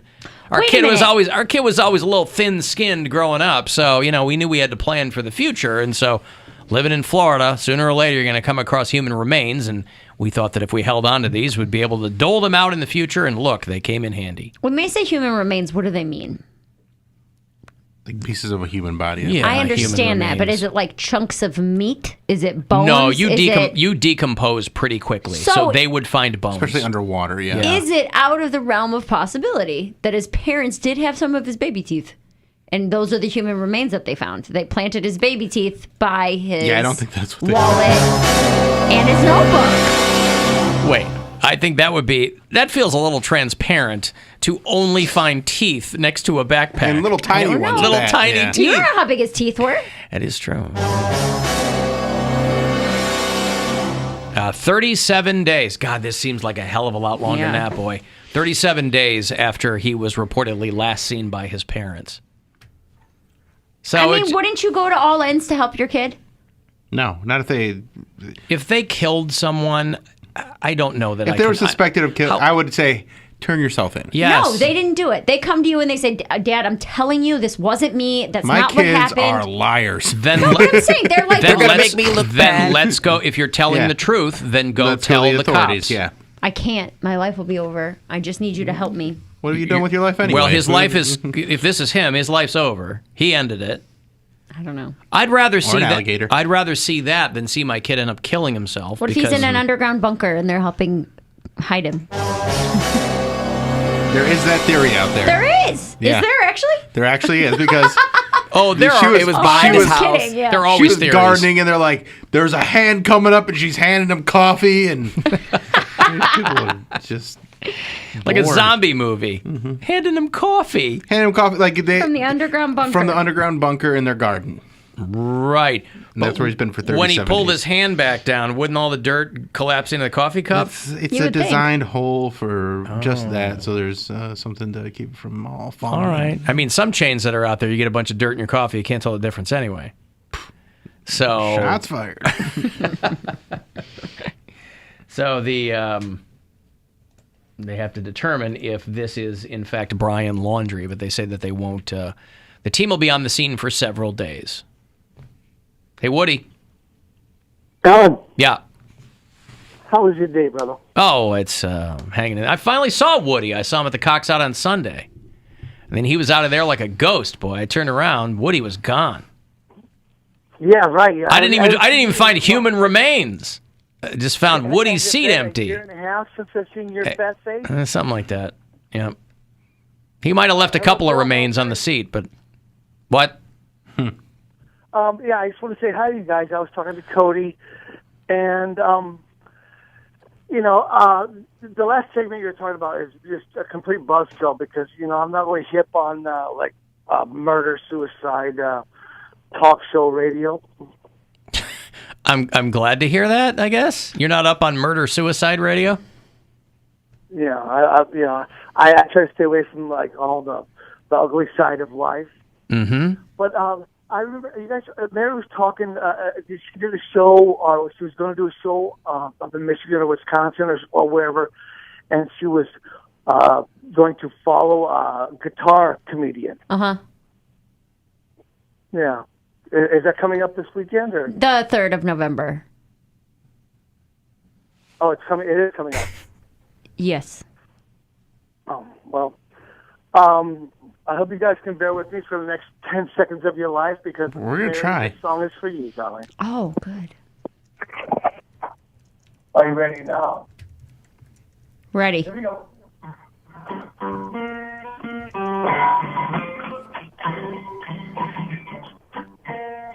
I feel like I'm on hold.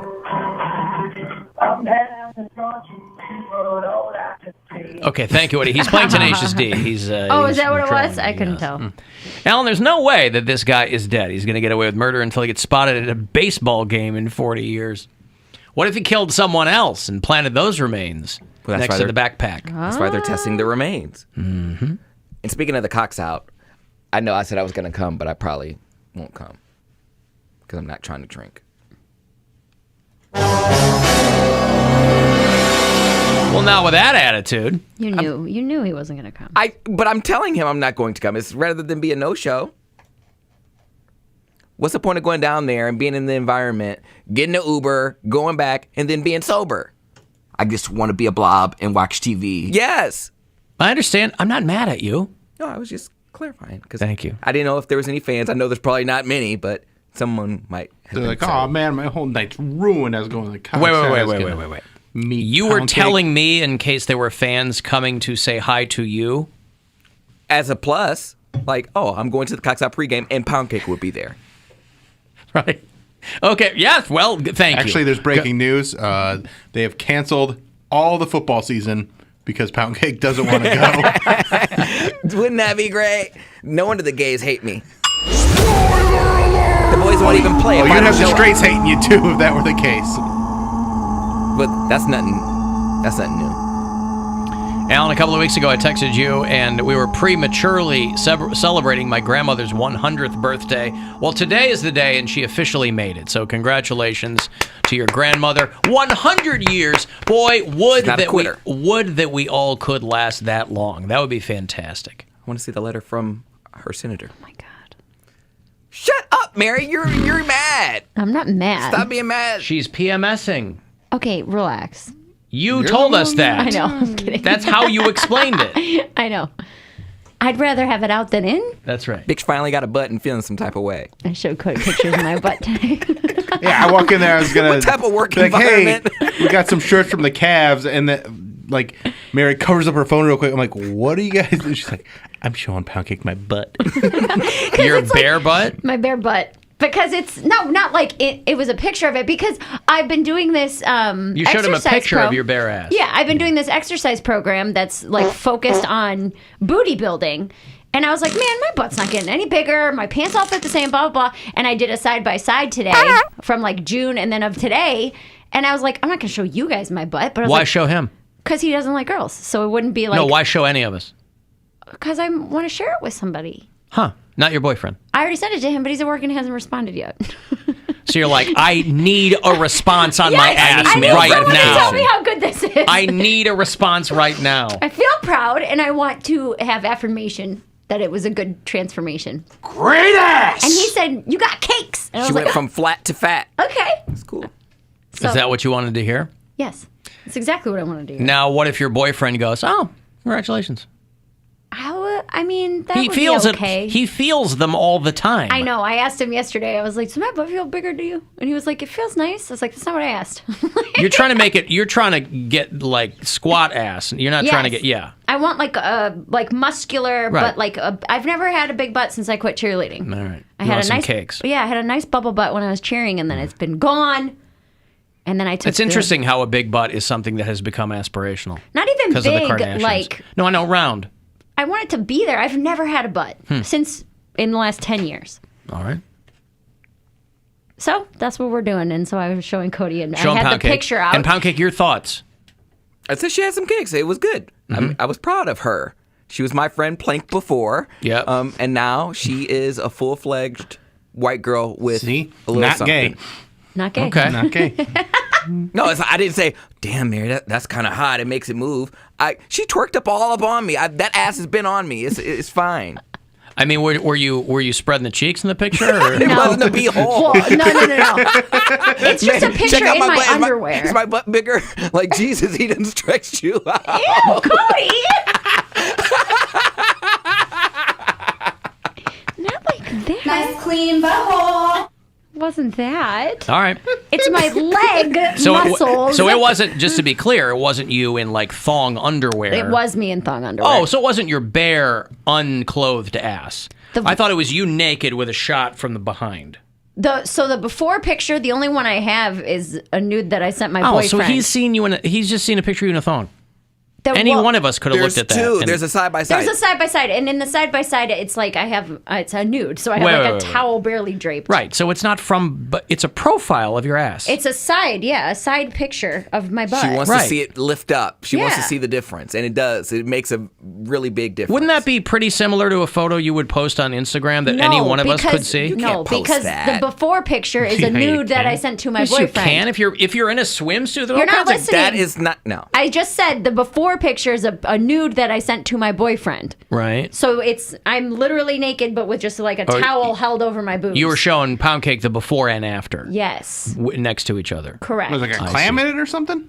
Well, almost, which is why I'm like, I'm not going to post this anywhere. No. But I wanted affirmation. The creeps would come out of the work. Oh, no, I would never do that. Great ass, I would man. absolutely never do that. So you wanted him to give you an opinion on the before and after. Look at not just all the the current. great work I have done. Look at all the great work I've done. Yes. And you were so desperate for someone to tell you that. Yes. That you went to Poundcake. Because she knows I'll tell the truth. Because I'm not trying to bang her. Exactly. And I have no reason to lie. So I would tell her the truth. That And I can have some- drastically tell the difference. Right.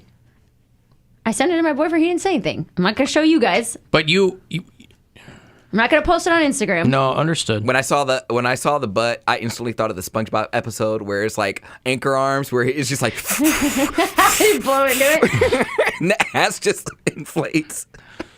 And yes, I am shallow enough that I need someone to tell me good job. I don't know if that's shallow. Did you show your other gay that always gets confused for No, being I me? should though. He's got a really nice butt. Did you send it to your sisters?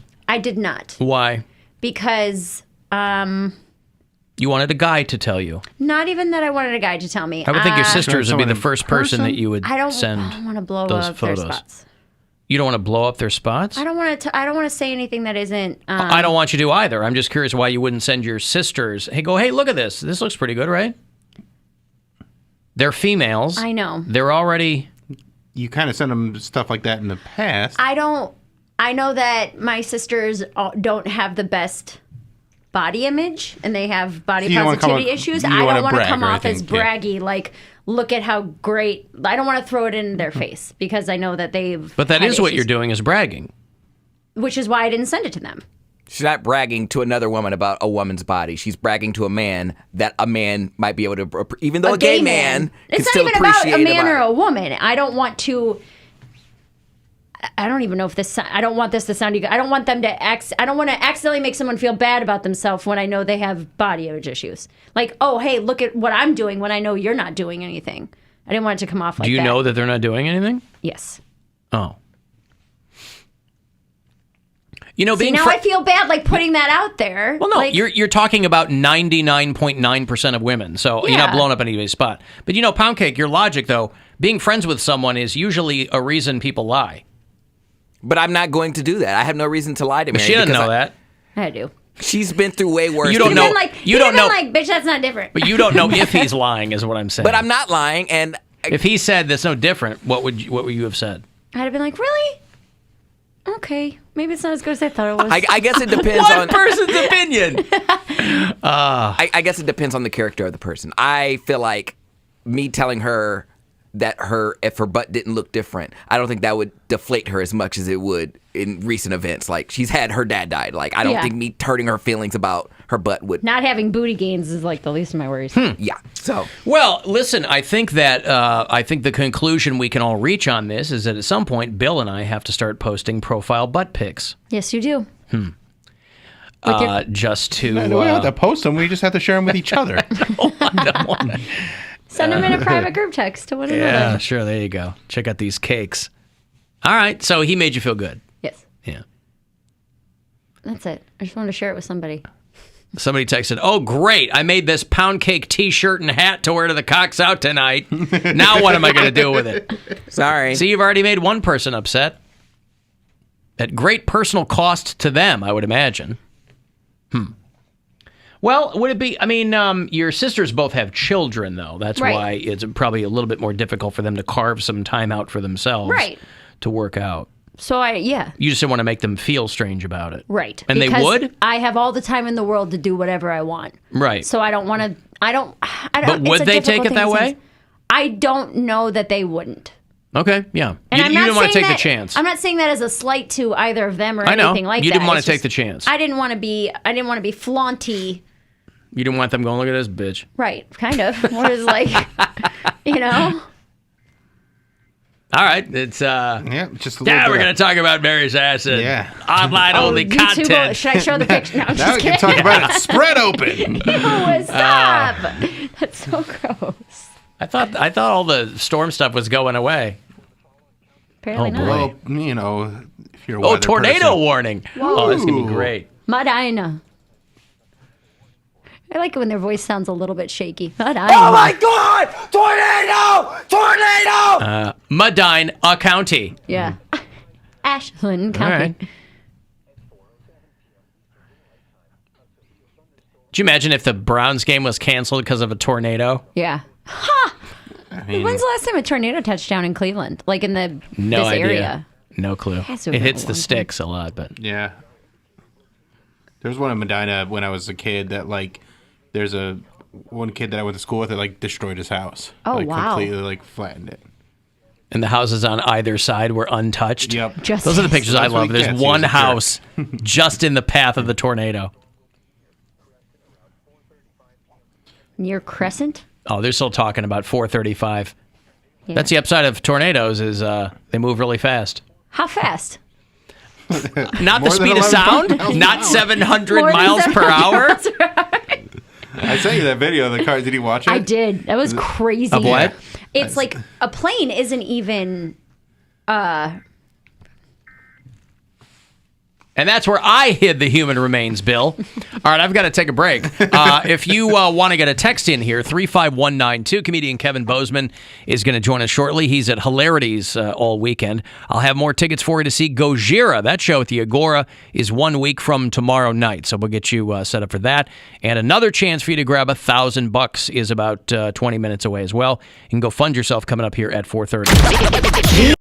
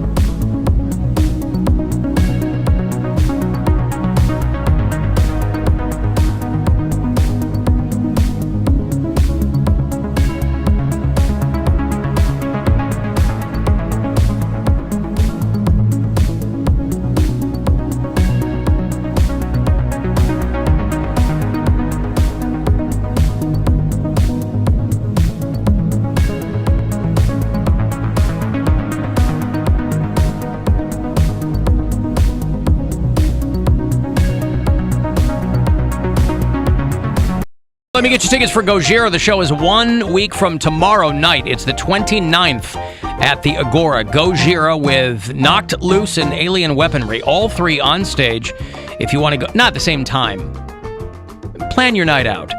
AXS.com if you want details on the show, tickets, whatever else you need. They're going to be there for you, okay?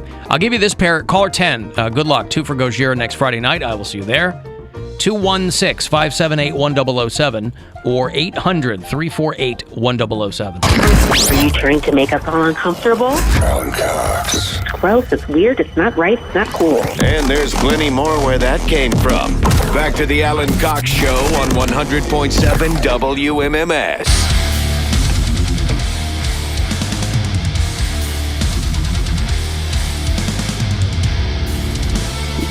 35192 if you need a text for anything.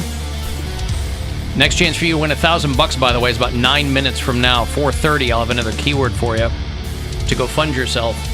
Kevin Bozeman, the pride of the Midwest, the crown jewel of the Midwest comedy scene. Is that, I can say that, right? You're the crown jewel. In the all of those things. I'll own them. I'll own all of them. But the most important thing is, yes, who's going on the under with me on this snooze fest tonight you guys going to have?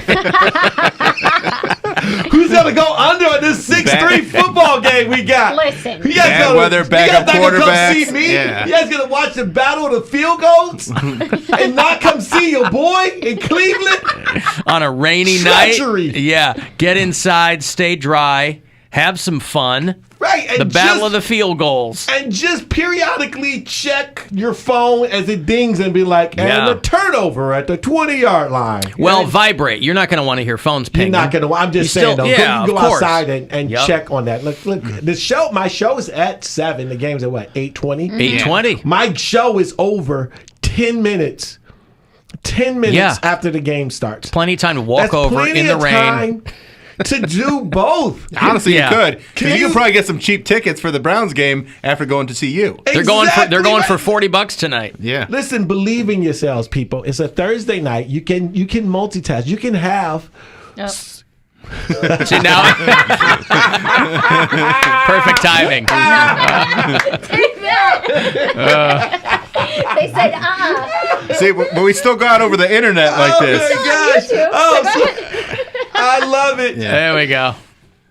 Great. Jesus said, nope. You're not doing either. I'm giving him a tornado.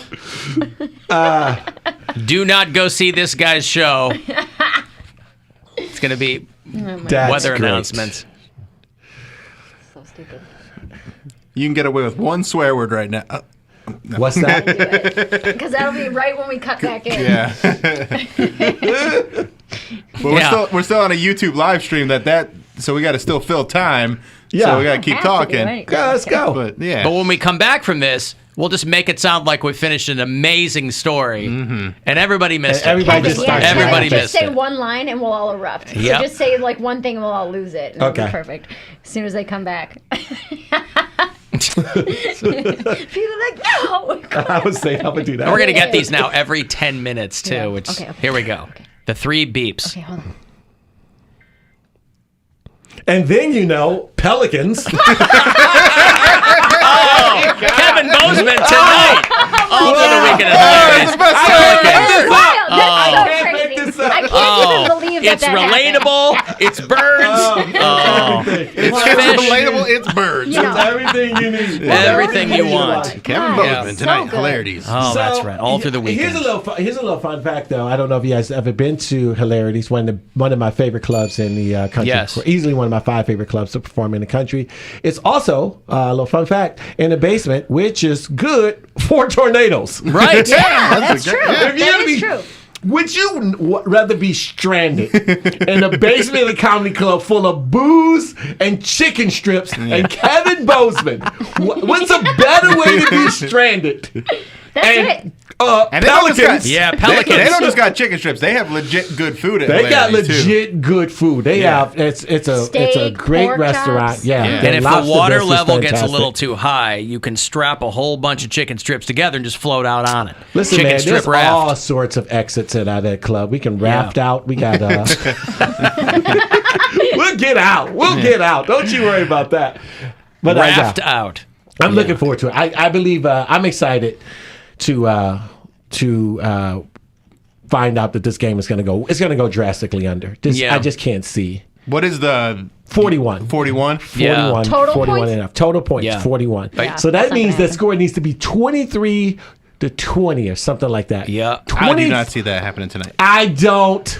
See, as soon as I saw Case Keenum was like, I was born for this. I was like, no, you weren't. No, you weren't. That was not it. You're not encouraged by him saying you don't have to get ready when you stay When ready. you stay ready.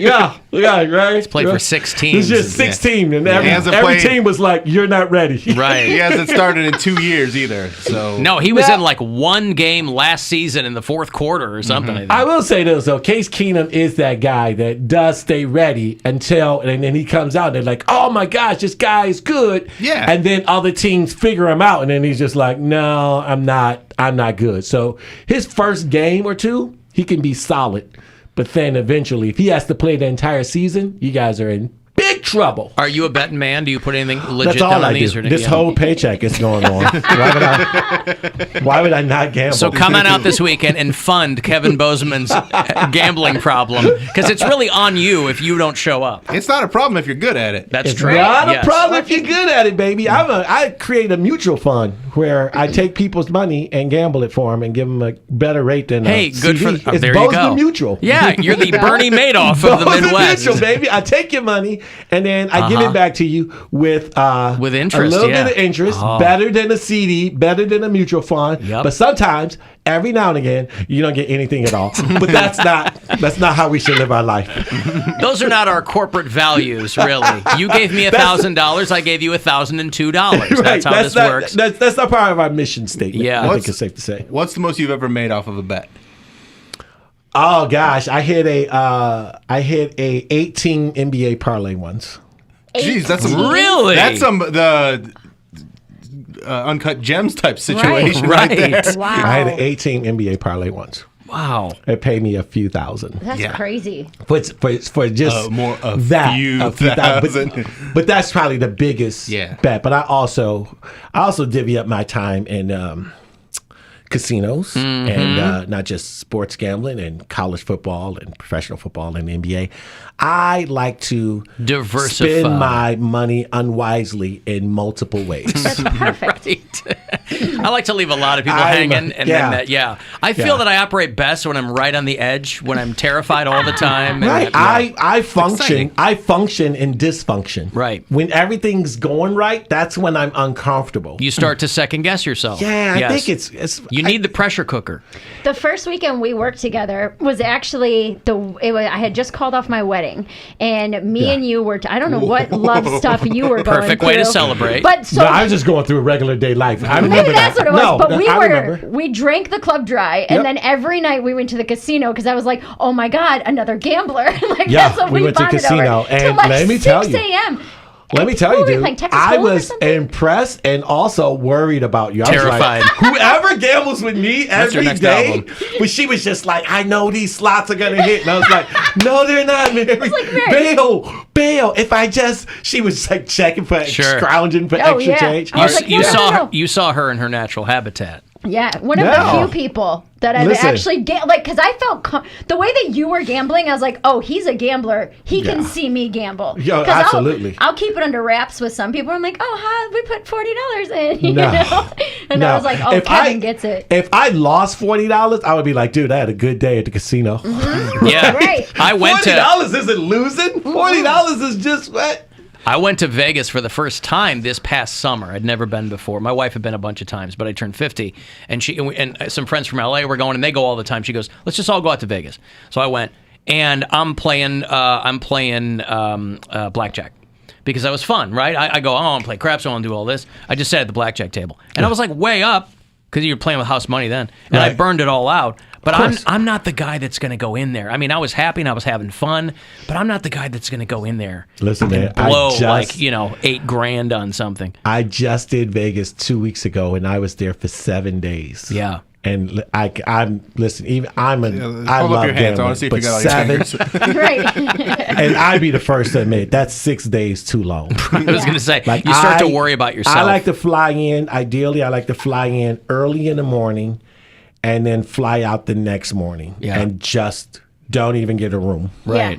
Just go Sleep at the bus station. and just Don't gamble and drink and Yeah. and then just live my life free and carelessly. Everybody's like, "What's the weather?" I'm like, I only know the weather when I'm getting the taxi to the hotel and then when I'm leaving. I never leave. I'm not walking around. Right. I'm You're not not going to sightseeing. show, yeah. I got a business to run. Bozeman Mutual. I got I clients. got who a are- business to run, Yeah. man. I ain't got time to be frolicking around. Is there a game you lean towards, or are you doing slots or no? No, I don't do slots. All high. I do like video poker though. Okay. All high risk, high reward games. So Okay. Mississippi Stud. That's what you taught me how to play. Yeah. Yes, I did. I did. That's right. Because I had to go to the bathroom. I didn't want to get my spot, so I sat her down with these chips. I was like, pay just bet attention." the minimum. don't touch get crazy. And sure enough, she still managed to lose a lot. Yeah, well, there you go. He came back. He's like, "What happened?" I was like, "I felt it, man. I don't know. I just felt it, and I doubled down." And Yeah. So Mississippi Stud, Ultimate Texas Hold'em, and 4-card poker. So I you're like in that. there. You're doing it. And I'm in. Right. I'm in. I want, I'm pre-Royce McGuire. I'm hitting 60 home runs, but I got a 212 batting average. I'm gonna score a lot. I'm gonna drive in some runs, but believe me, I'm swinging at some bad pitches. It takes a lot to get there. Yeah. I'm swinging at some bad pitches. I mean, I've got to. I keep doing these sports references, and your producer is like, "What?" He's fine. I have to give away some money here, so I'm going to help fund someone else's bad habit. It's $1,000. It's a chance for you to grab some of this. So listen closely and good luck. The Buzzard wants you to go fund yourself and score $1,000 now. Text the nationwide keyword dollar to 200-200. You'll get a confirmation text and info. Standard data and message rates apply in this nationwide contest. That's dollar to 200-200. Good luck and go fund yourself from 100.7 WMMS. Kevin Bozeman is doing the weekend at Hilarities. We have not seen him in a long time. And you've got, how long has the album been out? How long is... Two Pair of Love has been out a couple of years. It's been out for a little bit. Like the end of 2018. Yeah. Like the very end, like December 2018. But you got the podcast and everything. I just recorded my new album, which should be coming out in like the next month or so. What's that one going to be called? You don't know yet? I'm torn between like a title track or just calling it Kevin of the Year. Or pre-Royd McGuire. Pre-Royd That might be a good one. Bozeman Mutual presents. Bozeman Mutual pre-Royd McGuire. I like Kevin of the Year. That's pretty good. Kevin of the Year. I battled a lot of Kevins. Yeah. Unbeknownst to them to win that title. But I'm definitely Kevin of the Year. Good for you. I went through a lot. But yeah, so I'm excited for that. And then now I'm back at it, man. I've been working. Were you hunkered down for a while? I know there were some guys going out wherever they could, and other people just sat at home. I was just talking. So I was out. I was working. I did a lot of Zoom shows, but I was in all the hot spots. Yeah. Like I was all the spots you shouldn't go. Texas, Florida, Franklin, Tennessee. Didn't get it. Had lunch with a friend, caught it. Really? Yeah, at home you had lunch with with a friend. No. Like so I was in Florida for a week and I didn't catch it and I was like, I don't think I can get COVID. Because they passing out COVID like it's weed there. Yeah, like, right, sure. Hit this COVID, man. On the street corner. Yeah. Take your mask off. Stop being a little bitch. Hit this COVID. So then you go home and you get it. And then I had lunch with a friend and got COVID. And I was like, listen, man, COVID is that creepy dude that's everywhere. Was it bad or was it like you got it but you didn't feel anything? So it started out mild. Yeah. Like I had like a low fever, a low cough, and like a shingles like feeling. Yeah, like yeah. everything that touched my skin, Mason. And then after 3 days, everything went back to normal and I was just finished out the quarantine. And then the following week, couldn't breathe. That's the weird thing too, is these people that get it and then it comes back. I ended up getting pneumonia and I couldn't taste. The only thing I could taste was fruit the sweetness, and tequila. And don't ask me how I figured that out. But Oh, weird. Almost like it comes with a lime or something. That's so weird. I knew that tequila was there for me. Watered In down my casino darkest drinks. hour. Don Tequila. Julio showed himself to me. I one wish- set of footprints in I the wish it was sand. Don Julio, my man. I think my tequila was called Worm. A plastic bottle. Yeah, it was a jug with a Yeah, handle. I would yeah. bounce the bottle and bounce back in my hand. It was crazy. Yeah, but Honey, I more drank, worm. I can't taste I anything drank still. it, but yeah, I got COVID. I'm vaccinated. I'm ready to roll. I'm Are you excited. living in Chicago? Right in the suburbs. In the burbs? Yeah, I live in the Is suburbs. Bert still running Zanies? No, he just retired a year ago. Yeah, he's He running that just place retired. forever. He was running it for sure. Yeah. I hadn't seen him in a long time. I saw him before I moved to Cleveland, but He's definitely running it. yeah, he Holmes. was. It's so hard to run a comedy club though, because you gotta get the pulse. You got to be able to establish an audience, establish the type of comics you're going to bring in.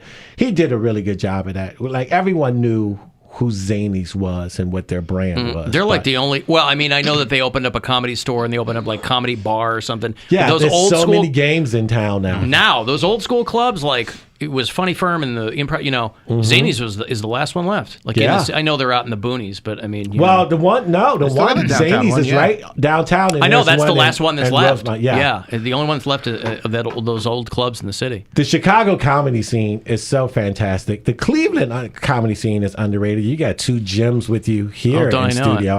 I wish they would come to Chicago more so we can hang out and or I can get one guy drunk and then the other one I sober can now. drink water with, I guess.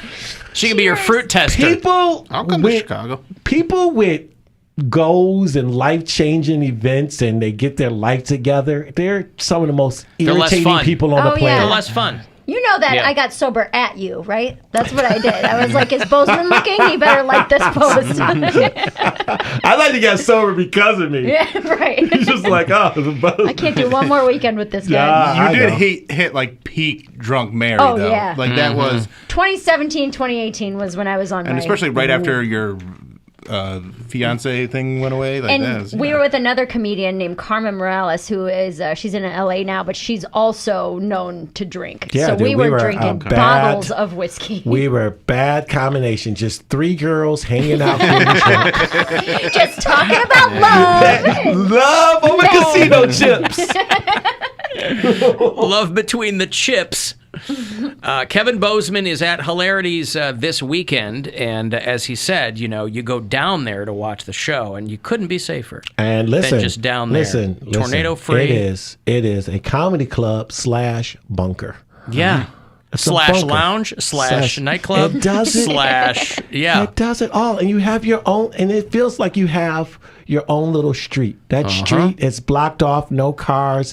That's right. It's a different. The street is made of different material. It's bricks. It's just your own little There's street. no Just- way a tornado is going to find that little alley. It and won't get even. down there. It won't even come. No. It won't even come. But you know who is in trouble? People that's watching a 6-3 football game, that's 20,000 feet up in the air in the rain. What's Yeah. that swirl? Hey, that doesn't look good. That What is look that? good. Maybe that's why they're missing all the field goals. Yeah. Well, we were talking about that before. They're going to have to deal with wind. 11 miles per hour as of earlier today, but now it's going to get, as I understand it, tornadoes are a little faster than They're 11 miles per hour. A little bit than faster. 11 miles per hour. Just bunker in with your boy Kevin Bozeman tonight. Friday night, one show. Saturday night, two shows. I'm afraid that I have one show on Friday and I'll be done at 9 o'clock with Cleveland, just the city. Just waiting calling for me. you. Just waiting for When you. I say the city of Cleveland, I mean Jack's Casino. Calling me! You phone right. Hello? I thought this was on vibrate. Quiet Yeah. voice in my head. You want me to see if I can get Cavs tickets tomorrow too? What time is that game at? 7, I think. That one, no, I know. that one I can't. That one I can't do. So yeah, I'm in. But Enjoy. I got a show at a winery, but I'll be back in town. We got 9, 10 o'clock. So yeah, get at me. We text got you. Ohio State, Indiana to bet on. We Ooh, got yeah. all sorts of things Man, you got a full dance influence. card. Yeah. God. You got it all figured out. Ah, man, this is going to be one of the great weeks of 2021. Great week of what's stand-up crazy? with Kevin of the Year. Yeah, that's debatable. Yeah. He's not talking about comedy. No, comedy is my release. Comedy is my therapy. I love it, and I'm going through so much. Going through things. Just going through I know. things. You battling. It's hard to run a mutual fund. It's hard to run a mutual fund and also be a parent. You can't do both. No. I'll tell you what, kids, the mutual fund's a lot more lucrative. Yeah. Oh my gosh. One last one. We got to do it one more time, huh? I gotta go to a break anyway, so we'll come back and wrap it up. And where'd your son end up going to school? Because he went to University of Illinois. Okay. Pre-med. But he had like offers from like what, MIT Turned and down stuff? basketball. He could have walked on University of Nebraska. He also could have walked on University of Illinois. Jeez. And he's like, nah, I just want to go to school and be a doctor. I think that means you did a good job. Yeah. What's that? I think that means you did a good job. I don't think so at all. I think he was saying, guess who doesn't like you, father? I gotta go. Right, but his rebellion is becoming a doctor. Oh, that's what he says. Being a doctor, everyone wants to be a doctor till you see that first cadaver. Ooh, right? Right? And you get that smell you have in to your deliver nose. the cancer and you news get or that something. smell in your nose. Yeah, everybody That's a thinks good they point. want to be a doctor. That's a good point. We'll see. He's going to be fine. Yeah. He's such a personable kid, good-looking kid, knows his lane. I met him when he was a little kid. Like he was right. That's right. With the swimming pool and stuff. Swimming pool in Maryville or whatever. Crown Point, Maryville, Indiana. Doing comedy in the. We were in. Here we go. All right, well, I'm going to try to get an ambulance in here, and we'll make sure Kevin's okay, all right? What? What's Santa Claus bring me? Kevin Bozeman is at Hilarities tonight and tomorrow and Saturday, and then doing something at the Jack Casino, probably. You'll see him walking around. Listen, if there's anything that's seedy going on this weekend, just get at your boy. Just slide in my DMs. Kevin Bozeman with a Z. Hashtag seedy. seedy. Well, it's good to see you. Oh, man. We'll see you next Always time. a pleasure. And to good be luck back with the here. mutual fund and the gambling and the whole thing. And then the kids. All right, we'll take a break. If you want to get a text in here for anything, 35192, and we'll be back. The Alan Cox Show on 100.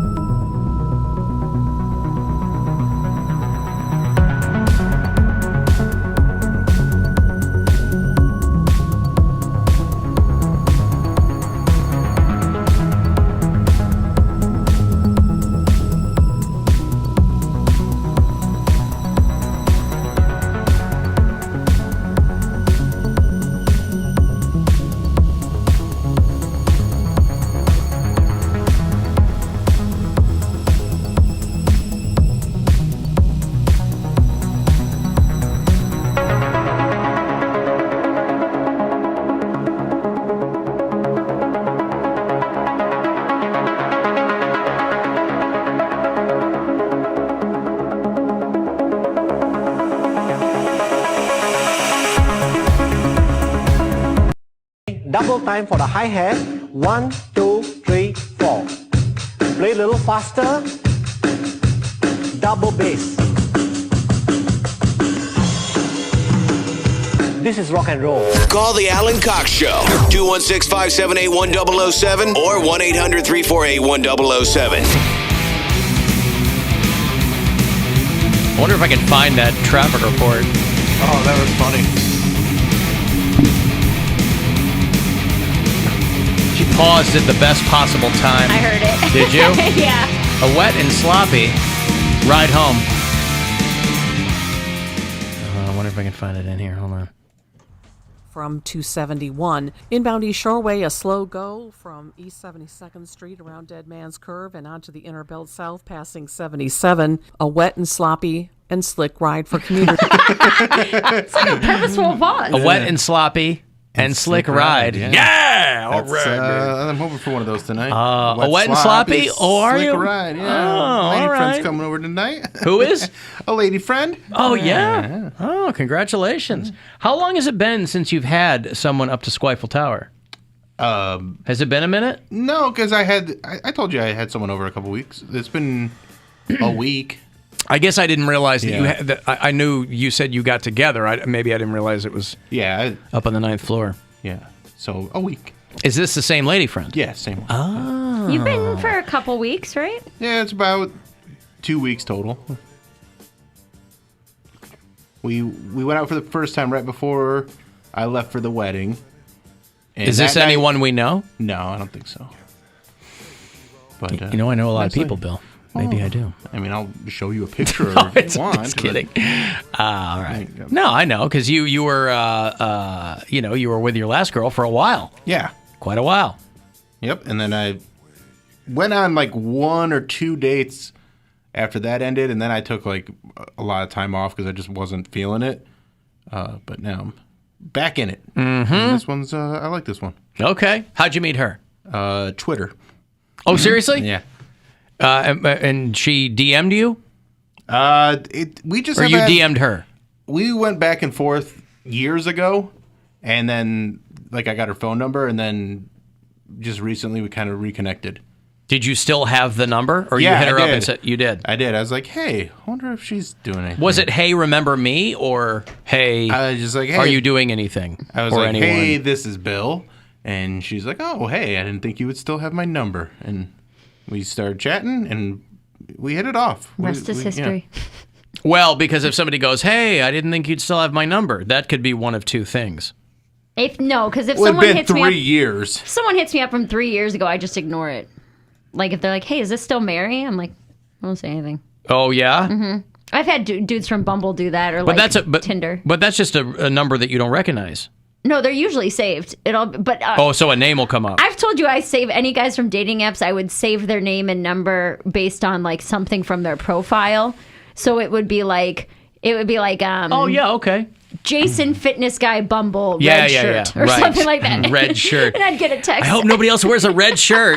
Right. Really going to confuse my phone. It's like 2 years later, I get a text from that. It'd be like, "Is this still Mary?" And I just like wouldn't respond. Well, we had it wasn't just like out of the blue. Like we had some back and forths on Twitter that were pretty funny, and so I was like, yeah, maybe I'll just reach out to her, and she was okay with it. I had a guy stored on my phone with his name and then in parentheses urinal at Twist.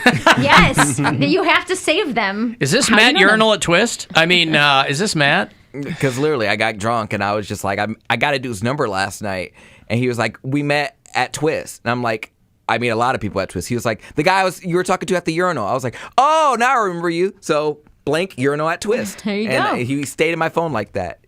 And I saw him not too long ago. He was like, do you still have me saved in your phone as Matt? Well, I was making up Matt. Yeah. I think Poundcake was just repeating me, weren't you, Poundcake? I was like, Matt at Twist, and I'm like, what makes you think I have your number saved at all? But no, yeah, I did. I had his number saved still. Oh, so you really put him through the paces then? You're like, what makes you think I still have your number? I was just joking, but it didn't work out. So. All right. Jason Sudeikis is hosting SNL on Saturday night. Oh, nice. That's very exciting. I like him a lot. Ted Lasso. Ted Lasso. For people who are not watching Ted Lasso, you should get over there on Apple TV and watch it. He was talking about how he doesn't use his real name, his professional name. He uses his middle name because of family reasons. His birth name is Daniel Jason Sudeikis, and his mom called him Jason because it's also his dad's name, and so when she would yell at his dad, they never knew which one she was yelling at. And his uncle is also George Wendt from Cheers. Remember Norm from Cheers? Really? Norm! That's Jason Sudeikis' uncle. Yeah. But he's going to host Saturday Night Live on Saturday night. You know, that's why they call it that. Oh, I was always wondering. Yeah. I'm not sure who the musical guest is. Musical guest. Musical guest, I don't know. John Mayer. John Mayer. Jason Sudeikis and Queen. Brandy Carlisle. We've talked about her. Brandy Carlisle. Do you want, I've got Terry the Goat's picks, by the way. Oh, we should have done this with Kevin. For week 7. Well, we kept getting cut out from these stupid tornado warnings, you know. People are texting me, you know, they go, "You just keep cutting out, and then when you come back, I've missed the whole story about pelicans." Yes. It's a good one. That was a good one, a real good one. You missed it. Football all the way, football all the way. Yeah, I wouldn't say football all the way, football all the way, football all the way. Yeah, I wouldn't say football all the way.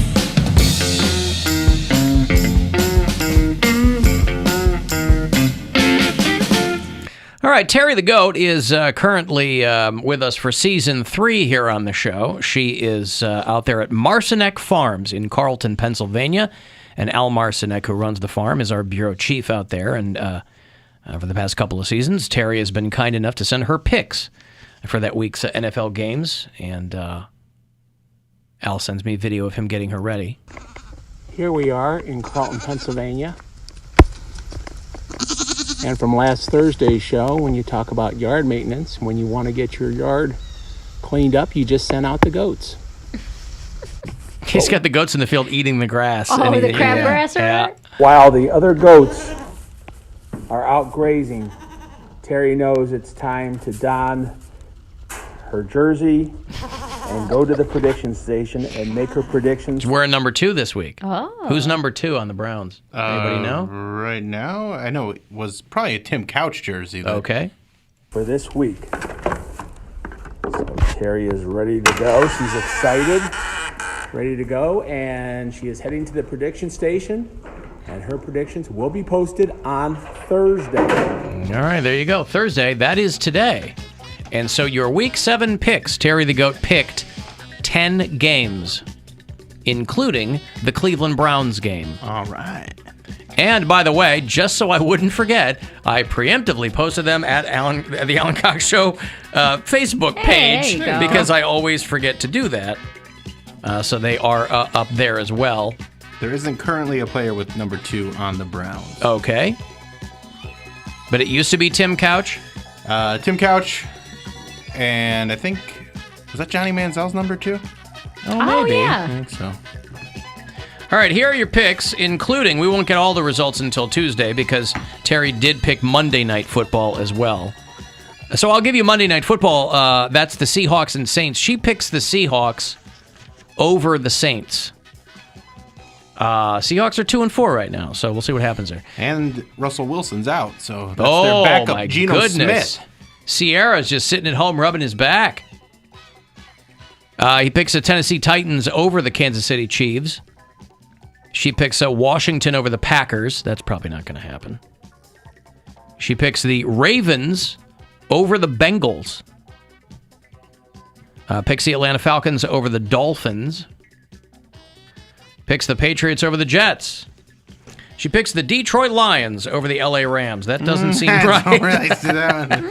Could be. They're slump buster. That's each one of those quarterbacks playing their previous team, by the way.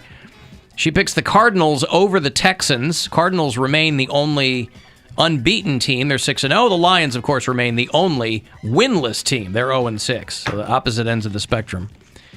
She picks Janine Garofalo and the 49ers over the Colts. And finally, between the Cleveland Browns, I didn't want that. Or maybe I did.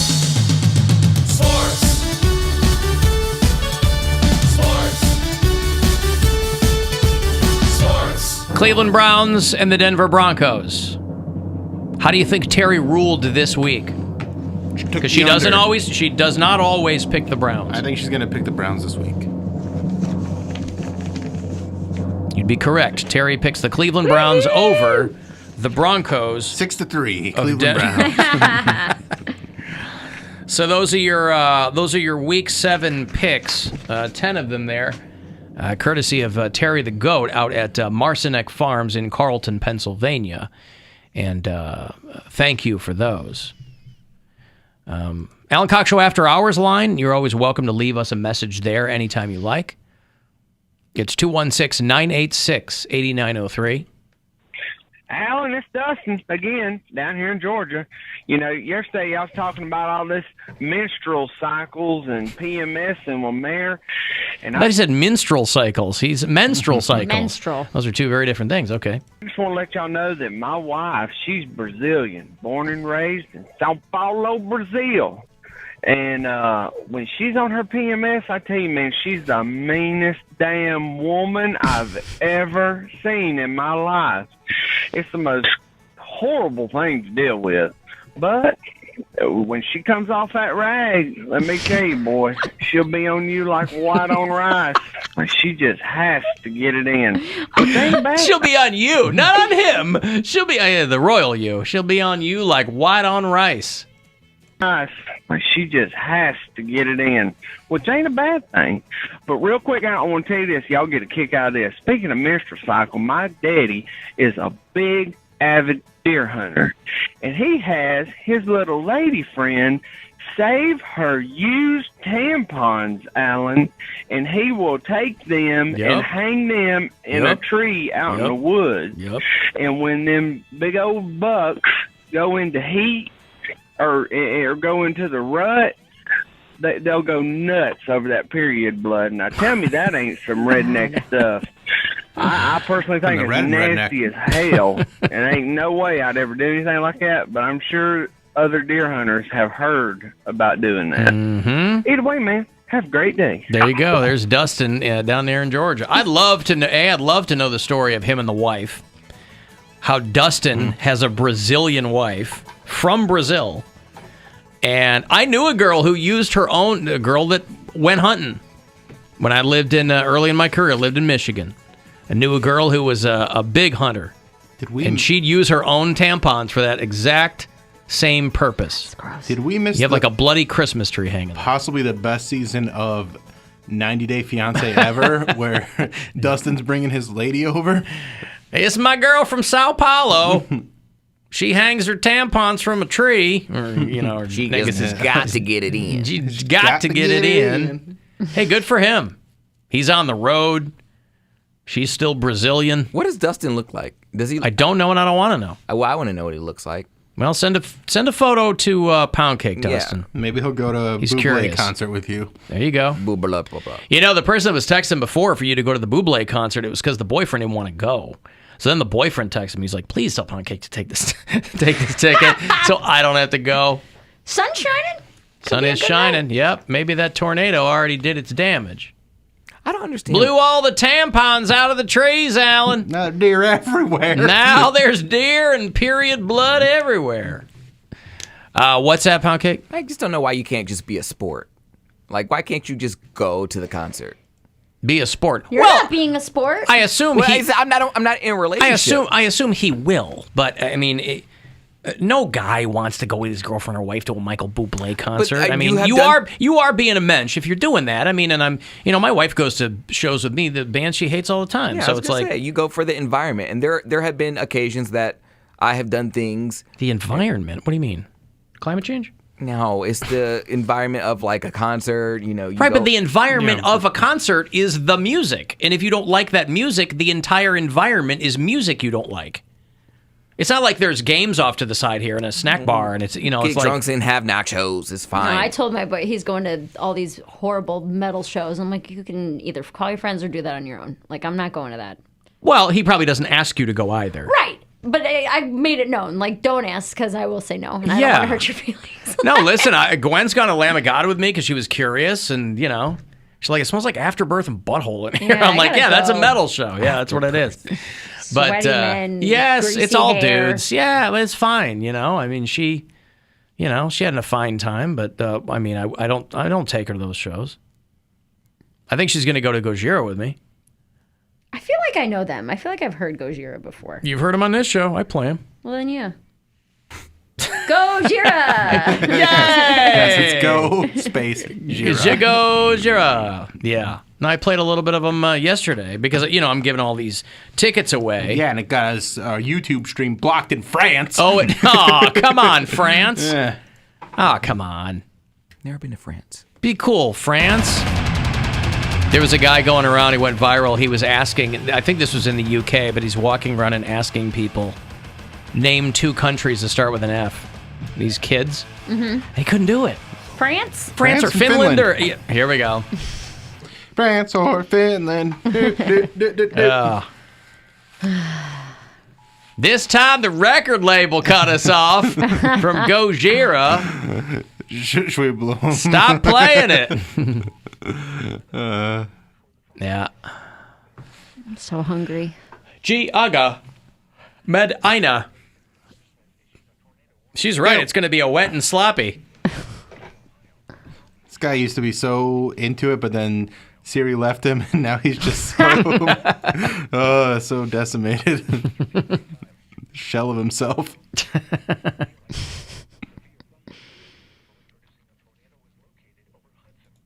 Did you guys see that water spout or whatever the hell people were posting about last week? I saw that. No. Yeah. I saw it. It's like I guess it's something that happens over the lake. Yeah. Oh, yeah. I've never... Like little vortices or whatever. I've never even heard of that. You've never seen one over a lake? No, I was driving home the other day and I saw it and I was like, what the heck? I thought Yeah, I was they're like, cool. is that a tornado? And then I saw a bunch of people posting about it just affects the water, Yeah, right? just little water spouts. That's crazy. Yeah.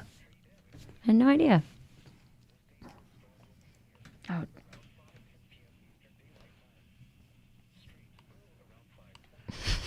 Streetsboro. Huh? Streetsboro. Streetsboro. Garrettsville. Tornadic thunderstorm. Never heard that I one like that before. word, tornadic, as a That sounds made up by the adjective. algorithm. That sounds like a speedway treat. Tornadic? Did you get the chocolate tornadic? It's really good. Yeah, I got some tornadoes, some tornadics. Oh my God! Tornado! Tornado! All right. Well, there you go. He's talking water spouts and the whole thing. Yeah. Well, listen, looks can be deceiving, right? Looks like the sun comes out here at least. Calm before the storm, Alan. Calm before those 11-mile-per-hour winds start whipping up. Might be more now. Might be, yeah. I should recheck my weather application here and see. Oh, they're up to 13 miles per hour. So By my math, Wow. that's a full 2 miles per hour more. So much mathing. Not 700 miles per hour like Like a hurricane. Right. The speed of sound. Is that the speed of sound?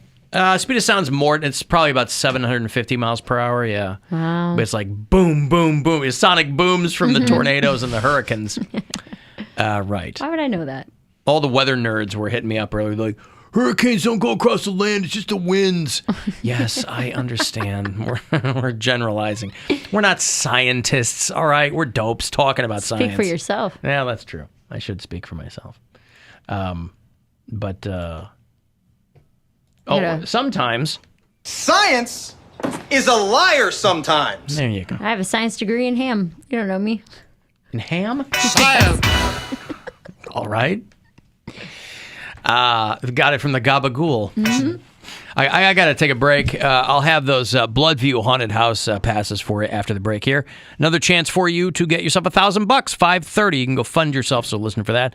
If you want to text for anything, you can do that, 35192, and we'll be back. It's the Alan Cox Show. Everywhere on our free iHeartRadio app or whatever smart device you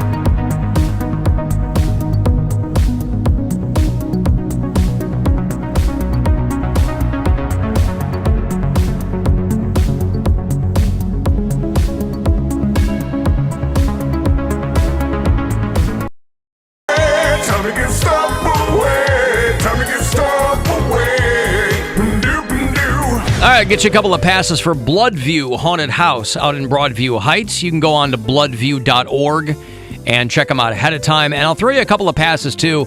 There's a movie being released everywhere next Friday night called Antlers. It's been delayed about a year, but it looks really good, really scary. And it's finally going to drop next week. You will go to the preview of it a few days prior, Monday night. A couple of passes for Antlers and get you to the Bloodview Haunted House. All that, good luck. Caller 10. That's yours. 216-578-1007 to win, or 800-348-1007.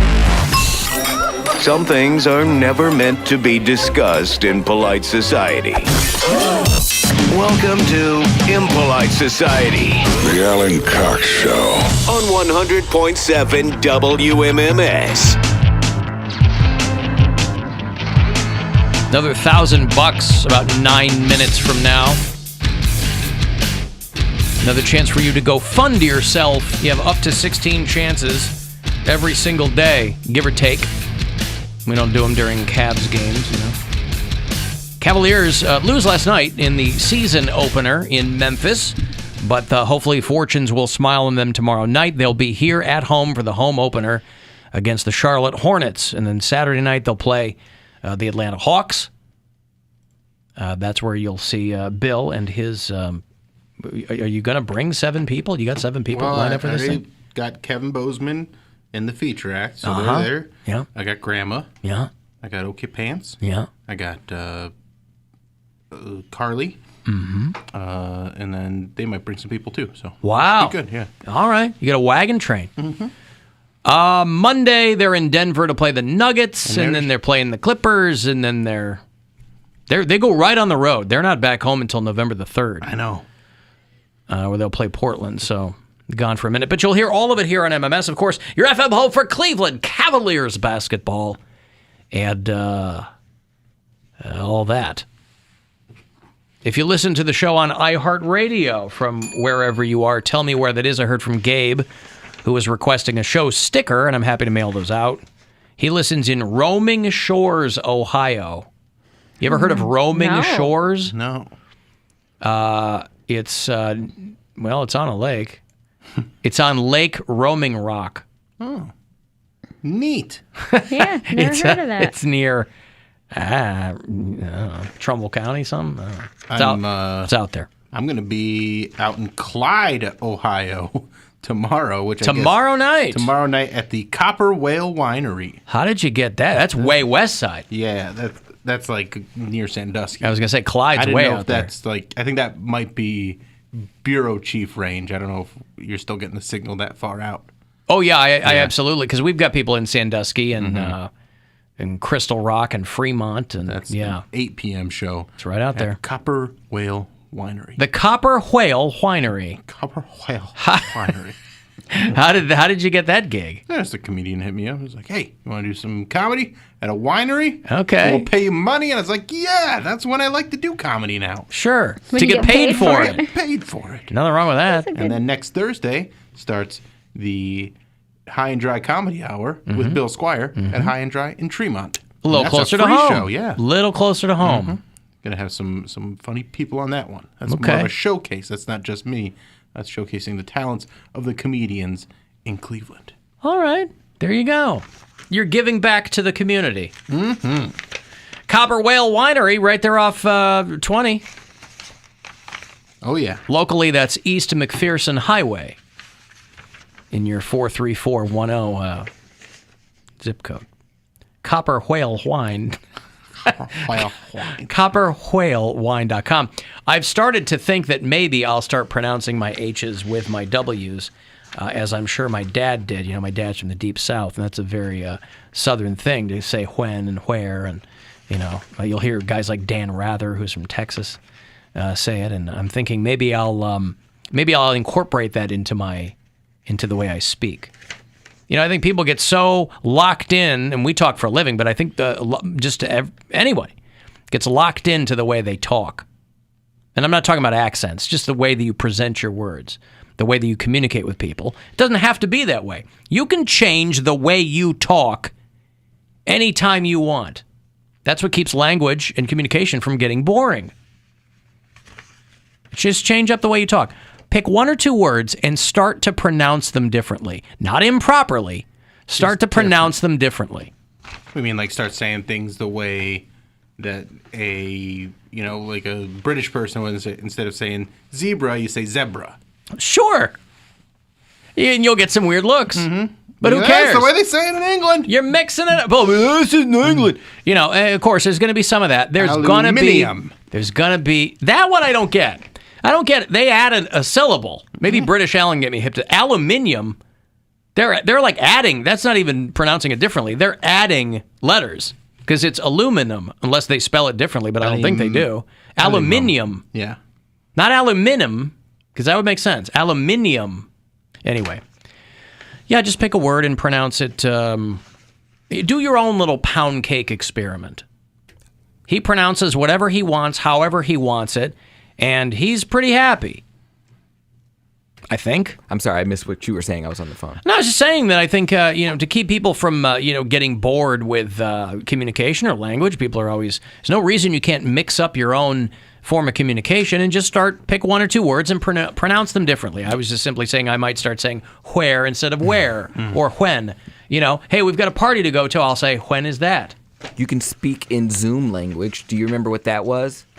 The kids show Zoom? Yes. Okay, Zoom, so you remember Zoom. it. Yeah. Well, I remember the show. I don't remember Zoom language. I forget what they called it, but they took out all the vowels out of all the words. I remember that. I wanted to talk like that so bad. And there were kids in my class that would speak, and I'm like, "What the hell are you talking about?" And I knew what they were doing. I didn't know what they were saying though, and I was like, "Well, you take a vowel out of any word, it don't make sense." And they're like, "Yeah, that's the point." You mean like for shiz, or what were they doing? No, it was like a whole different language. Oh. Well, no, there would be real words. They just, if you wanted to say shot, you could say... No, I don't think it was Ubby just dubby? Yeah, that's what it was. So what does that mean? Ubby dubby is a language game spoken in the 17th century in America. No, but then it was popularized in the 70s by the children's show Zoom. Good day was Gabud Debay. That's that old Bill Cosby bit. That's... Isn't Mushmouth Melvin from Fat Albert doing that? Abba boba, baby. No. Oh, no? Isn't that what that was? Abba boba, baby. If you're old enough to remember Fat Albert, there was the Rapists cartoon. There would be kids that would do that in the Philippines, and it would be really funny because a lot of the other American missionaries could barely understand the language as it was. But regular English? Yeah. Well, no, the Filipino language, Tagalog. But I picked up on the language pretty well, and then even concentrated enough that I could pick up on that. And there'd be teenage kids being like, "Oh, I'm going to talk about this," and then they find out that I could speak Tagalog, and then they'd be like, "Well, can you understand this?" And they'd say things, and I'm like, "Yep," and I would say it back to them, and they'd be like, "Wow, that's really." They'd be really impressed. Well, I've lost all those language skills, by the way. Yeah. You'll use it. You lose years, it. Yeah. There's an EDM festival in Texas called the Ubby Dubby Festival. Oh, wow. I want to hear some of this. Type in Zoom show. Well, yeah, I got it. Hold on. Oh, Christ. Yeah. I would shoot my television. This was what They kids would were do doing? full segments like that. Mhm. Huh? They would do full segments like that because it was kind of like a sketch show, but not really. They had where they would teach you how to do a science experiment, and then another one was making a turkey sandwich. This is when Zoom came back. Yes, it was on we when were it kids. when I was okay, in because school. Zoom was on when I was in kindergarten on PBS. That's what I was saying. It I was surprised about you that time remember. when we were. Yeah, probably okay. late 90s. I didn't know it ever came back. I thought, Skip okay. me. I didn't.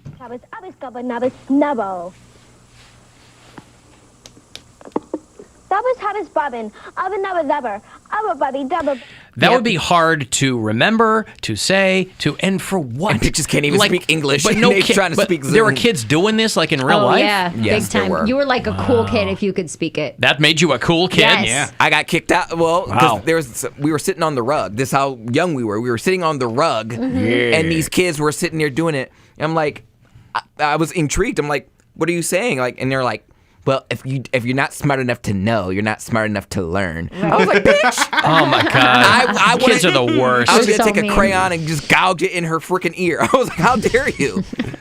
How am I supposed to know if I can't learn? The Crayola killer. Okay, let me give you some money here. It's $1,000 for you to go fund yourself, so listen closely and good luck. The Buzzard wants you to go fund yourself and score $1,000 now. Text the nationwide keyword EASY to 200-200. You'll get a confirmation text and info. Standard data and message rates apply in this nationwide contest. That's EASY to 200-200. Good luck and go fund yourself from 100.7 WMMS. God, I am not looking forward to having to get downtown tonight. No, it'll be fun. You'll have a good time, sit in traffic, not be able to find a place Yeah, to everybody's like, park. it's already a nightmare. It's gonna be awesome. God. Especially, with the concert and everything. I know. Oh, God. Are you going to leave early? No, I'm not going to leave early. I'm doing a show here. I mean, Alan, did you have a Chicago accent you had to work to lose? No. Chicagoans have accents? Yeah. South Side? Yeah, Chicago? I don't know. You never saw the Bears bit on SNL with George Yeah, but Wendt? I guess I didn't. Yeah, that's a Chicago accent. That's more of a South Side thing. Maybe, I don't know. I don't think I do. I say Chicago, Who's which some people think is weird. There's a comedian from Chicago, Danny. I can't remember his last name. Elfman. No. Alan, you know him. He's Pat McGann? No, Danny, and he's real skinny, got a beard. Oh, God, Danny. What is his last name? But Trejo. No, not. I know who you're talking about. Yeah, he does he's kind of got the accent, but he can really turn it on when he's doing his uncle. And he's like, I got these boots from Aldi. Danny Callis? Yeah. Yeah, Danny Callis. Yeah, he's got that great accent. Go meet Mom in the front room. That's kind of why I nailed the Pittsburgh thing, because it's similar to that. Yeah. But it's more like Wisconsin and, things like that. It is spelled aluminium. America drops the I. Is that true? No idea. Look up a periodic table of elements. Well, that's because there's no I in freedom. Oh, my God. I hate you so much.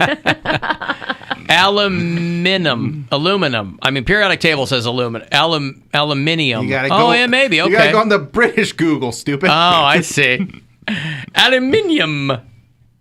Okay. Oh, we drop it? Aluminium is oh, wow. All right. Boom. I tried to I look learned it up, something. and it takes me to Amazon. I don't want to buy a periodic table. I want to see it. Alan, pronounced differently on as your periodic table? differently. Next week. Differently. I'm not going to do. I like to speak a little differently than everybody else. Right.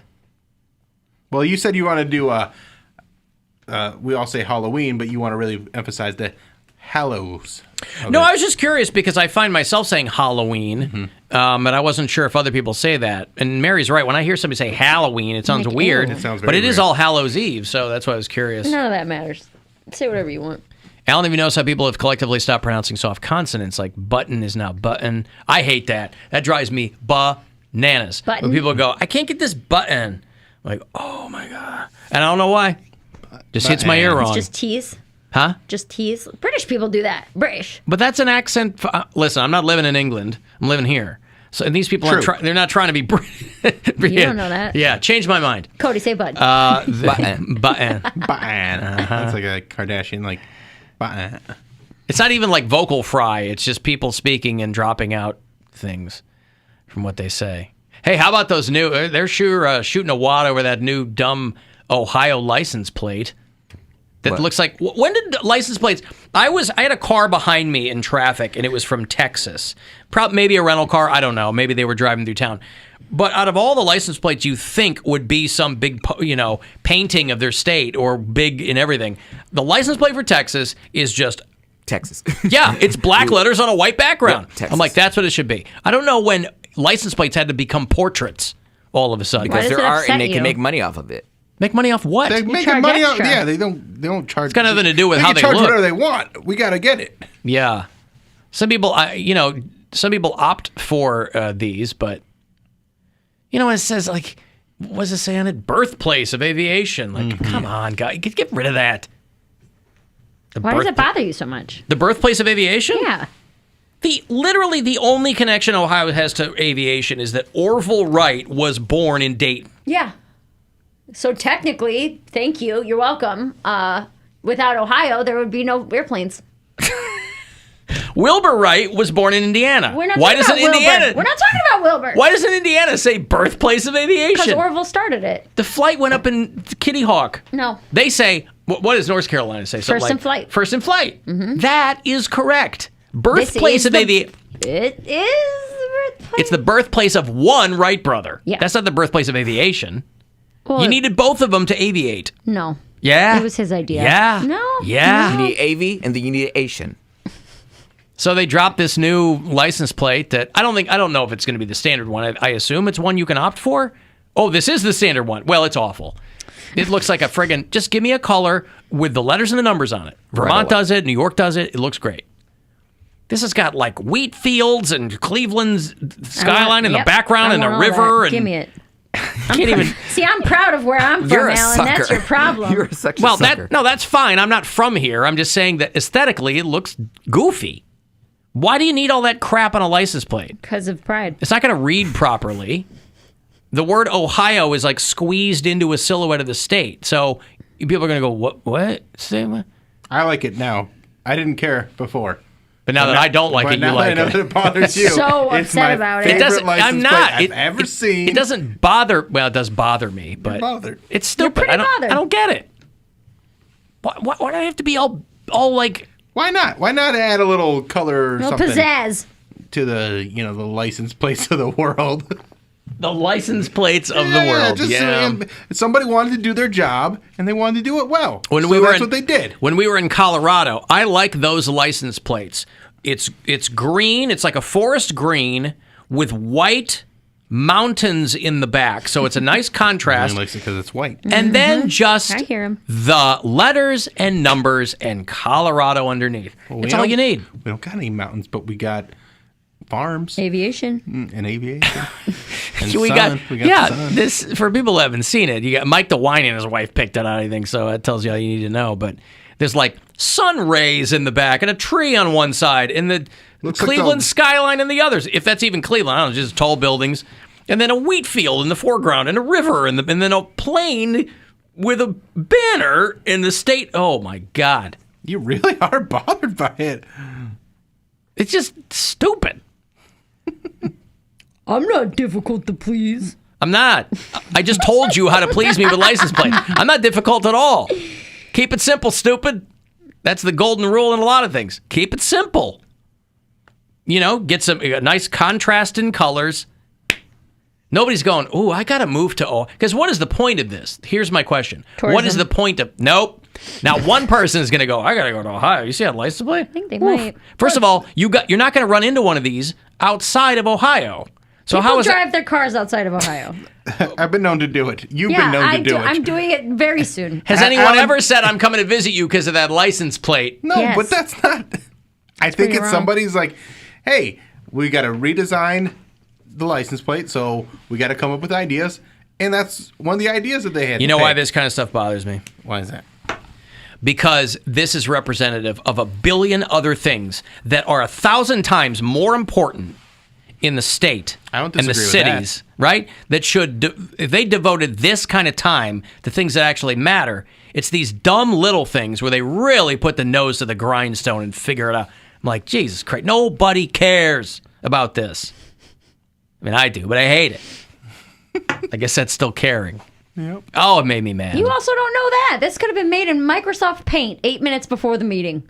I think you're right. It looks like it. So it might not be that all these resources were spent on the new license plate. No, but time is a resource, right? Manpower is a resource.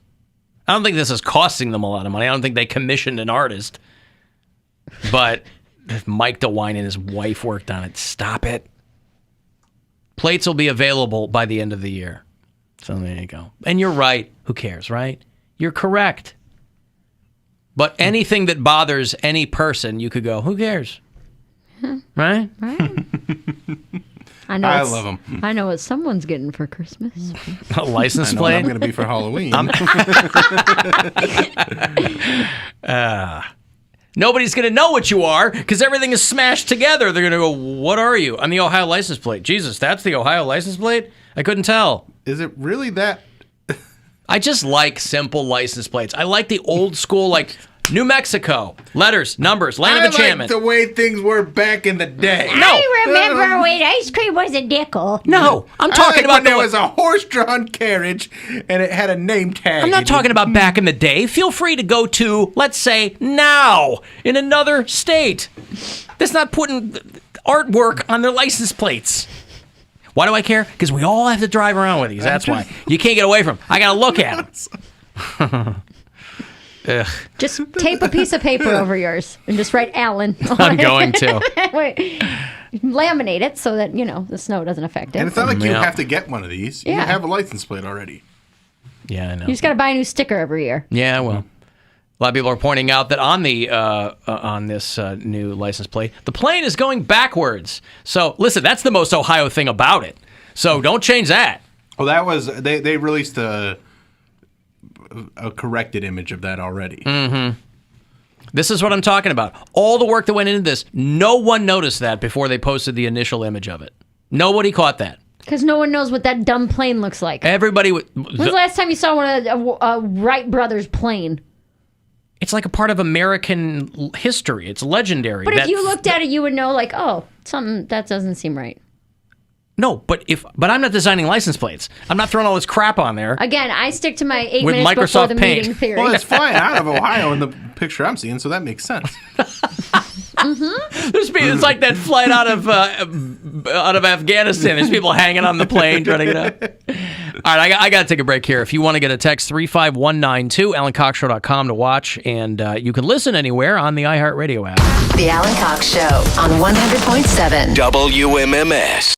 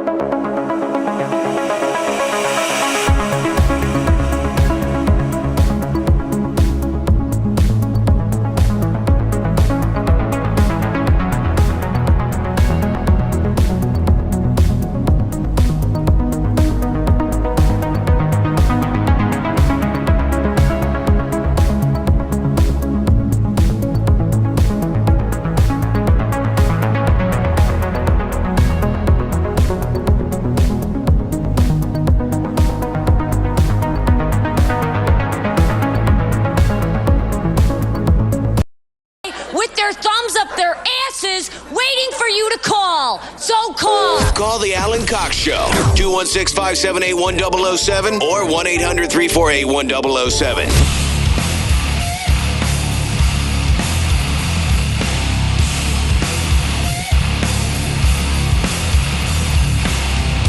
By the way, thank you to the person who texted me and got me hip to an organization called ALPCA.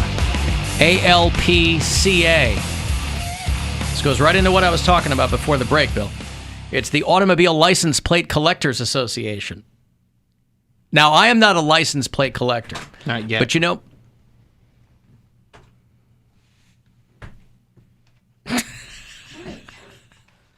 But you know... my dad kept every license plate we ever had. But this is my point. If you go to alpca.org, you know what's not on the front page? The breaking news about the new Ohio license plate. Yeah, because they're all it's concerned stupid. about Nobody the cares. old stuff, not the new stuff. No, they got new stuff. They got the award for Plate of the Year. That goes to Oklahoma. Plate of the Year for 2021 or 2020.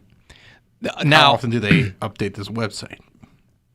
It says Oklahoma wins the best plate award for 20. We're not even done with 2021 yet. They can't give away Plate of the Year for 2021. Right. So maybe what if Ohio wins it next year? For the new Won't you feel stupid? Yeah, I will feel stupid. You feel so well, I will. stupid. I won't feel stupid. I will renounce what will end up being my membership dues to the Automobile License Plate Collectors Association. They've got a magazine called Plates Magazine. Yes. They've got the president's blog. Cindy McCabe is the president of ALPCA. They've got archives. You can look at all the old license plates. Oh, can you imagine? They have 2 2021 Hall of Fame inductees. July 20th through 23rd, 3-day convention. Yes. In 2022 in Hampton, Virginia. Hampton Roads. I know the area. We gotta go, right? Show trip. Mm-hmm. So I'm telling 67th annual. Who knew license plates have been around that long? I'm telling you right now, I'll be out the 20th, 21st, and 22nd of July next summer so that I can fully immerse myself in the 67th Annual International Convention. I wonder if they take unkindly to lurkers. I wonder if they take unkindly to people who aren't. They're just happy to have people that are interested in license plate collectors. Yeah. I'm like, I'm just looking around. I want to see. I don't know if I don't know if I want to dive all the way in yet. That Oklahoma license plate is busy. Yeah, it really is. That one's all over the place. So that's not what I would expect from Oklahoma. Save the Monarchs. Save the Monarchs, and then like just all the colors. I feel like there's a lot of guys that are like, I don't want this fruity plate on my truck. Fruity plate with Save the Monarchs on it. Mm-hmm. Well, from what I can tell, Oklahoma really, really seems to want a king. So, but maybe I'll become a member of ALPCA. And I'll start collecting license plates. I'm not really a collector, though. I mean, don't count grudges. But I'm not really like, I wouldn't have a collection of license plates or, I wonder what the Venn diagram is between people who go to the license plate convention and flat earthers. Wonder how that plays out. I like license plates because they're flat like the earth. That's right. Look at this G.I. Joe I put in this license plate. Just like the earth, if he gets to the edge, he'll fall off. Oh my gosh. And do you see in the pictures on this website, that guy has like a license plate jacket? Yeah. These are for real people. I mean, this is serious stuff. They take it serious. We're laughing, but it means everything to them. You know what? My 9-year-old niece, is super into license plates right now. And I don't know. She's in 4th grade, which I think is when you start to learn about states and things like states and capitals. Tested. Well, but so like everywhere we go, she's like looking at license plates in the parking lots, and there's this place called Southside Diner that has all 50 states' license plates on the wall. So she always wants to go eat there. It's a diner. The food's not fantastic. I mean, it's a diner food. It's all cooked on old license plates. Do they have Puerto Rico and Virgin Islands license plate? I don't know. Probably not. States. Probably not. Not territories.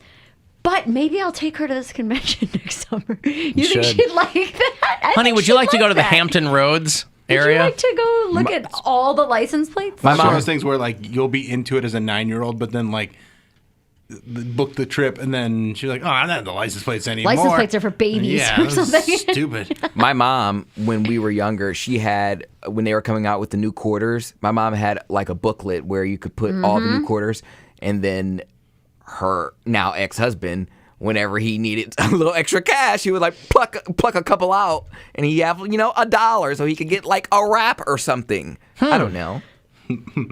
We had one of those too, and it's just one of, like, I remember my mom trying to get us excited about it, and she's like, "We already got Alaska and Hawaii or whatever." Those are the two hardest to get. The two hardest to get. Mm-hmm. No, because they would circulate all over. Yeah. By the way, I stand corrected. A lot of people are getting me hip to the fact that I'm being told that the vast minority. You get it. That a lot of the aviation design work was done in Dayton, but Kitty Hawk provided wind and a sand dune and a place they could launch it. But Can't fly without a sand dune. Wright brothers got a whole lot of things. So, birthplace of aviation, I thought they were simply referring to. I thought they were hanging on by their fingernails to that one. But yeah, okay. I mean, I know Wright-Patterson is in Dayton, and but okay. So, birthplace of aviation, fine, that should stay. But just put in block letters underneath the letters and the numbers. We have a plane flying backwards, carrying a banner. They fixed it. Alan Cox Show After Hours line. Anytime you want to leave us a message, you can. It's 216-986-8903. Hey, Alan, P1 podcast listener. I was just driving home, and I took a second, and I looked at Instagram here, and I'd seen a young Mary Santora looking mighty fine, actually, in a pair of Browns leggings. And I usually call and give everyone a hard time, specifically her. So I want to say, it looks pretty good. And I like those leggings. Go ahead and chop it off here if you want it to be nice. I looked at... All right, I don't know. Back door, which is the door that everybody uses. I don't know what he's saying. Chop it off here, be nice. That means he's going to come with something not so nice after that. Yeah. I looked at it for a little bit longer, and then I realized pretty quickly what it was I really liked about this picture, and that was the phone was blocking her face. See, I hate the show. Oh, no. I knew it was coming. The phone was blocking her face. There he is. Oh, he stuck it, too, even with that new grill and everything. See, if... got like a month Wait, left. you had the phone in front of your face. Yeah, because I wanted to angle it so that I could I see. get the whole... Because I was like Yeah. leaned against my... Whatever. To get the angle right. This isn't a butt picture. No, I'm wearing Browns leggings today, and it's the first time I've worn them. Oh, this is a picture from today. From this morning. I see. So I posted on my Instagram, and I said, "Do you think that these leggings is the first time I'm wearing them? Do you think they'll be lucky or unlucky for our game tonight? Because it's obviously So up for to that my guy, leggings. a little bit of both. A little bit of both. But no, you cannot see. So if you would like to see my body in Browns-themed clothing without having to look at my face, Mary Santora Comedy on Instagram. Don't sleep on it. This is a post or a story. It's a post. So it won't go away in 24 hours. It'll be right there. Phone over the face. All right. I was like trying to angle it because it's on my story as well with a pole on it. So I was like, it doesn't matter. It all slides around and it mushes out and nothing stays where it's supposed to stay. See, I don't understand why people want to post thirst traps for people like that. Like people who are looking for instant gratification and they're like, you know what, I'm going to post. 100% what it was. But I'm not talking about necessarily you. I'm talking because you don't show like bikini pics or like a butt pic or anything like that. But girls that do, they get the gratification from the dudes that are like, damn, bitch, you look bomb. They get those, but they also get, yeah, your body's hot, but I see a stretch mark, or Yeah, you know, you get picked apart. You look at your big nose, like your big boobs. Yeah, and big but then butt you get to makeup. school them and be like, you shouldn't body shame. I can't believe you came out here, man. How dare you critique that photo that I put out there publicly for your But those people edification? follow just to make those type of comments. Right, but that's part of what Posting it is. is. Like, yeah, if you're posting, you got to deal with Publicly. stuff like that. You take the rough with the smooth. Honestly, after Bill told me that dudes toss off to fully clothed pictures anyway, I was like, well, screw it then. I'll post whatever the hell I want. But not of you, Mary. Well, you if know? my face is covered, they will. Okay. Guys toss up to fully clothed pictures of women. Is that what you were saying? Yeah, we had that conversation a while ago Like last year. where Mary's like, it's not a thirst trap, and guys aren't looking at this. I'm like, absolutely. Any picture that you post, a guy, especially if you're like in the public eye, like there's a guy looking at that being like, this'll do. Well, sure. Listen, there are weird dudes in every corner of everywhere. Yeah, but that's what I'm saying. I still think thirst traps are more of a specific Oh, thing. of I feel like, course. yes, thirst traps are you got a lot of skin showing, You're you got a asking little for it. sexy look on your face, maybe you got, your your butt out or something. Yep. I discovered. That's why the girls who have any kind of accomplishments whatsoever are much more front and center about them, because then when they post a bunch of thirst traps, which they will, they can go, excuse me, I'm a law student. Yeah. You go, all right, but you're not posting, pictures of, me and my Your law student. Breaking news. Uh-oh. Hold on. Alan Cox Show! Exclusive news update! It has been confirmed that the human remains found in Florida belong to Brian Laundrie.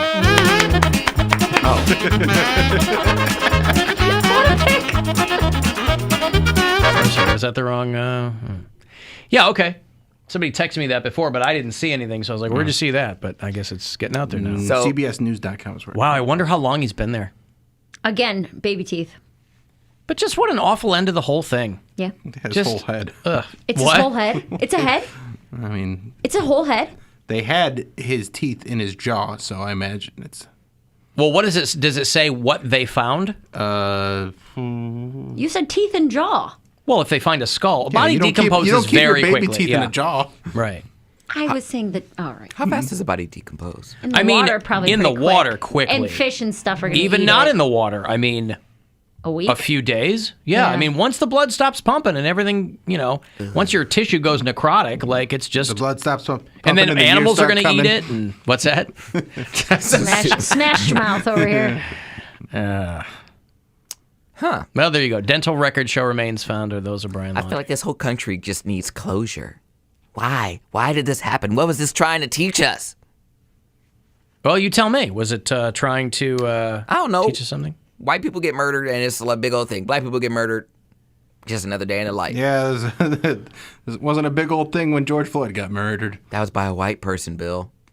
By a white person. Oh, so when... So, White people have to be involved. This is Okay, yeah, well, you're right about that. for I sure. am right about that. I'm absolutely I right definitely about agree with that, yeah, absolutely. I just love the old Bob Schimmel joke. He's like, because if they don't know who you are, how do they know who your dentist is? Identified by the dental records. It's so simple, but Don't ever so go funny. to the dentist if you want to commit murder, guys. Never go to the dentist. Oh, is that why all those people with garbage breath are walking around? They're future killers? Probably. Oh, good to know. There was a video of, there's some sheriff apparently in Florida who thinks that junk food is the key to cutting down murder rates down there. What? In Florida. No, that's not it. Probably less drugs would help. Well, I'll just play his little clip here. They feel so good, though. He's trying to figure out, this is in, he oversees Polk County, where law enforcement officials are investigating 27 different murder cases right now. And he's trying to get people to just go about things a different way. So just chill out. Drink a 7-Up, eat a moon pie, quit murdering people. There you go. There's a great, I'll tell you what, Drink a 7-Up, by the way, that eat a is an moon pie. elected position, Sheriff. It's not appointed, that's elected. That's a guy named Grady Judd, which is one of the greatest Southern names. Grady Judd says Polk County's murder rate is up with 34 people killed so far this year. Just chill out, drink a 7-Up, eat a moon pie, and quit murdering people. Doesn't that sound like an answer a little kid would give? Like when they're Yes. they're doing a man on the street thing, and they're like, "How do you think we should get the murder rate down?" They're like, "I don't know, just chill out and have a 7-Up, eat a moon pie." Snacks. Yeah, stop murdering people. So, boy, great news for 7-Up and Moon Pie right now, too. Those aren't two brands you hear a whole lot about, but now they're back in the news. Yeah, take that, Snickers. Yeah, you're not chewing, you're hungry, huh? By the way, it doesn't you're have not to a murderer when you have a moon pie.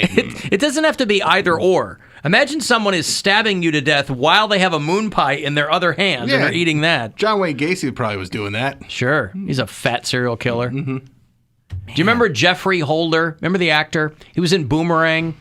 He was Baron Saturday in Live and Let Die. He was this actor from Trinidad. He was a ballet dancer for many years before he started acting. But he's very famous for doing the old 7-Up commercials. Remember he was a hello, it's I'll play a little clip here. Remember Jeffrey Holder? No. Wet, wild, all that. Marvelous, absolutely marvelous. Just try making something like that out of a cola nut. He was like cola nut because they called 7-Up the Un-Cola because it was clear and refreshing. This guy did 7-Up commercials forever. They brought him back I mean, he's been dead now for probably 6-7 years. But they brought him back in the early aughts to kind of do a retro thing. Yeah, or I don't whatever. remember this. I remember. This was 70s, but I mean, I didn't know if you guys knew of those commercials or not. So 7-Up, instead of the Uncola, they should rebrand in Florida as the Unkiller. Unkiller, yeah. Unkiller. Well, I remember the Orlando Jones 7-Up commercials where he would be like, make 7, up yours. And then people would be walking by, they'd be like, up yours, man. Like, it'd be all mad. It said make 7 on the front of his shirt and then up yours. Up yours. On the back. Yeah, that was a funny campaign. Yeah.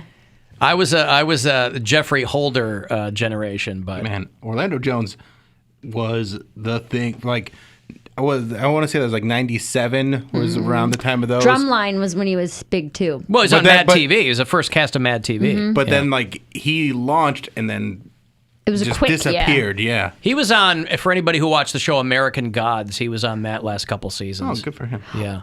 Drumline. Drumline was like late, Not like replacement. What was Well, yeah, the Evolution? The replacements. He had to put glue on his hands because he was like real fast but couldn't catch the ball or something like that. That was his Evolution, thing. God, that was Ivan Reitman trying to do like trying to recapture Ghostbusters magic. Orlando Jones was the door-to-door magazine salesman in Office Space. Yeah. Hello, I'm trying to get off drugs. Steve crack cocaine. Listen, man, I don't actually do drugs. I got laid off. Yeah. Actually make more money doing this than I did at Intertrode. Yeah. Wait, you worked at Intertrode? We know a lot of the same people. The football team usually dumps a bucket of ice water on the coast. Now I thought, why not 7-Up? It's all cans. They knock the coach out. Maybe next time we'll take it out of the can. Make 7-Up yours. That is funny. Okay, hey, listen. You know what I want to do? What do you want to do? We're going to plug now because I got to get downtown. I'll get the hell out of here. I got to get to the Cox Out, and I don't know what the hell is from these traffic reports. It's going to be a nightmare. So we'll roll, and Mary's gone tomorrow. I'm out. I mean, well, where are you? DC. I'm in DC at the DC Improv this weekend, and so if you're not in the DC area, Thursday, November 4th, I will be headlining Hilarities downtown Cleveland, and you can get all the information and thirst trap pics at Mary Santora Comedy on Instagram. Bill? And if you can't afford tickets to a show, I have a free show starting October 28th at High and Dry in Cleveland. You can come out to that and then check out the new episode of The Bill Squire Show, which is very funny. And then follow me on Twitter and Instagram at Bill Squire. Cody? Radio Cody B on Twitter and Instagram. Latest Poundcake podcast at AlanCoxShow.com. All right, cool. My thanks to Kevin Bozeman. Very funny. Always good to see him. He's doing the weekend at Hilarities. You can go to kevinbozeman.com for everything going on with him, Bozeman. And I will see you downtown shortly at the Ivy for the Cox Out pregame. Browns game tonight. We do it before all of the home games. Ivy's right there at the end of the street there, West 6th and Lakeside. So I will see you there shortly. We'll talk to you again tomorrow right around 2 o'clock. Rachel Elliott, I think, is coming up shortly.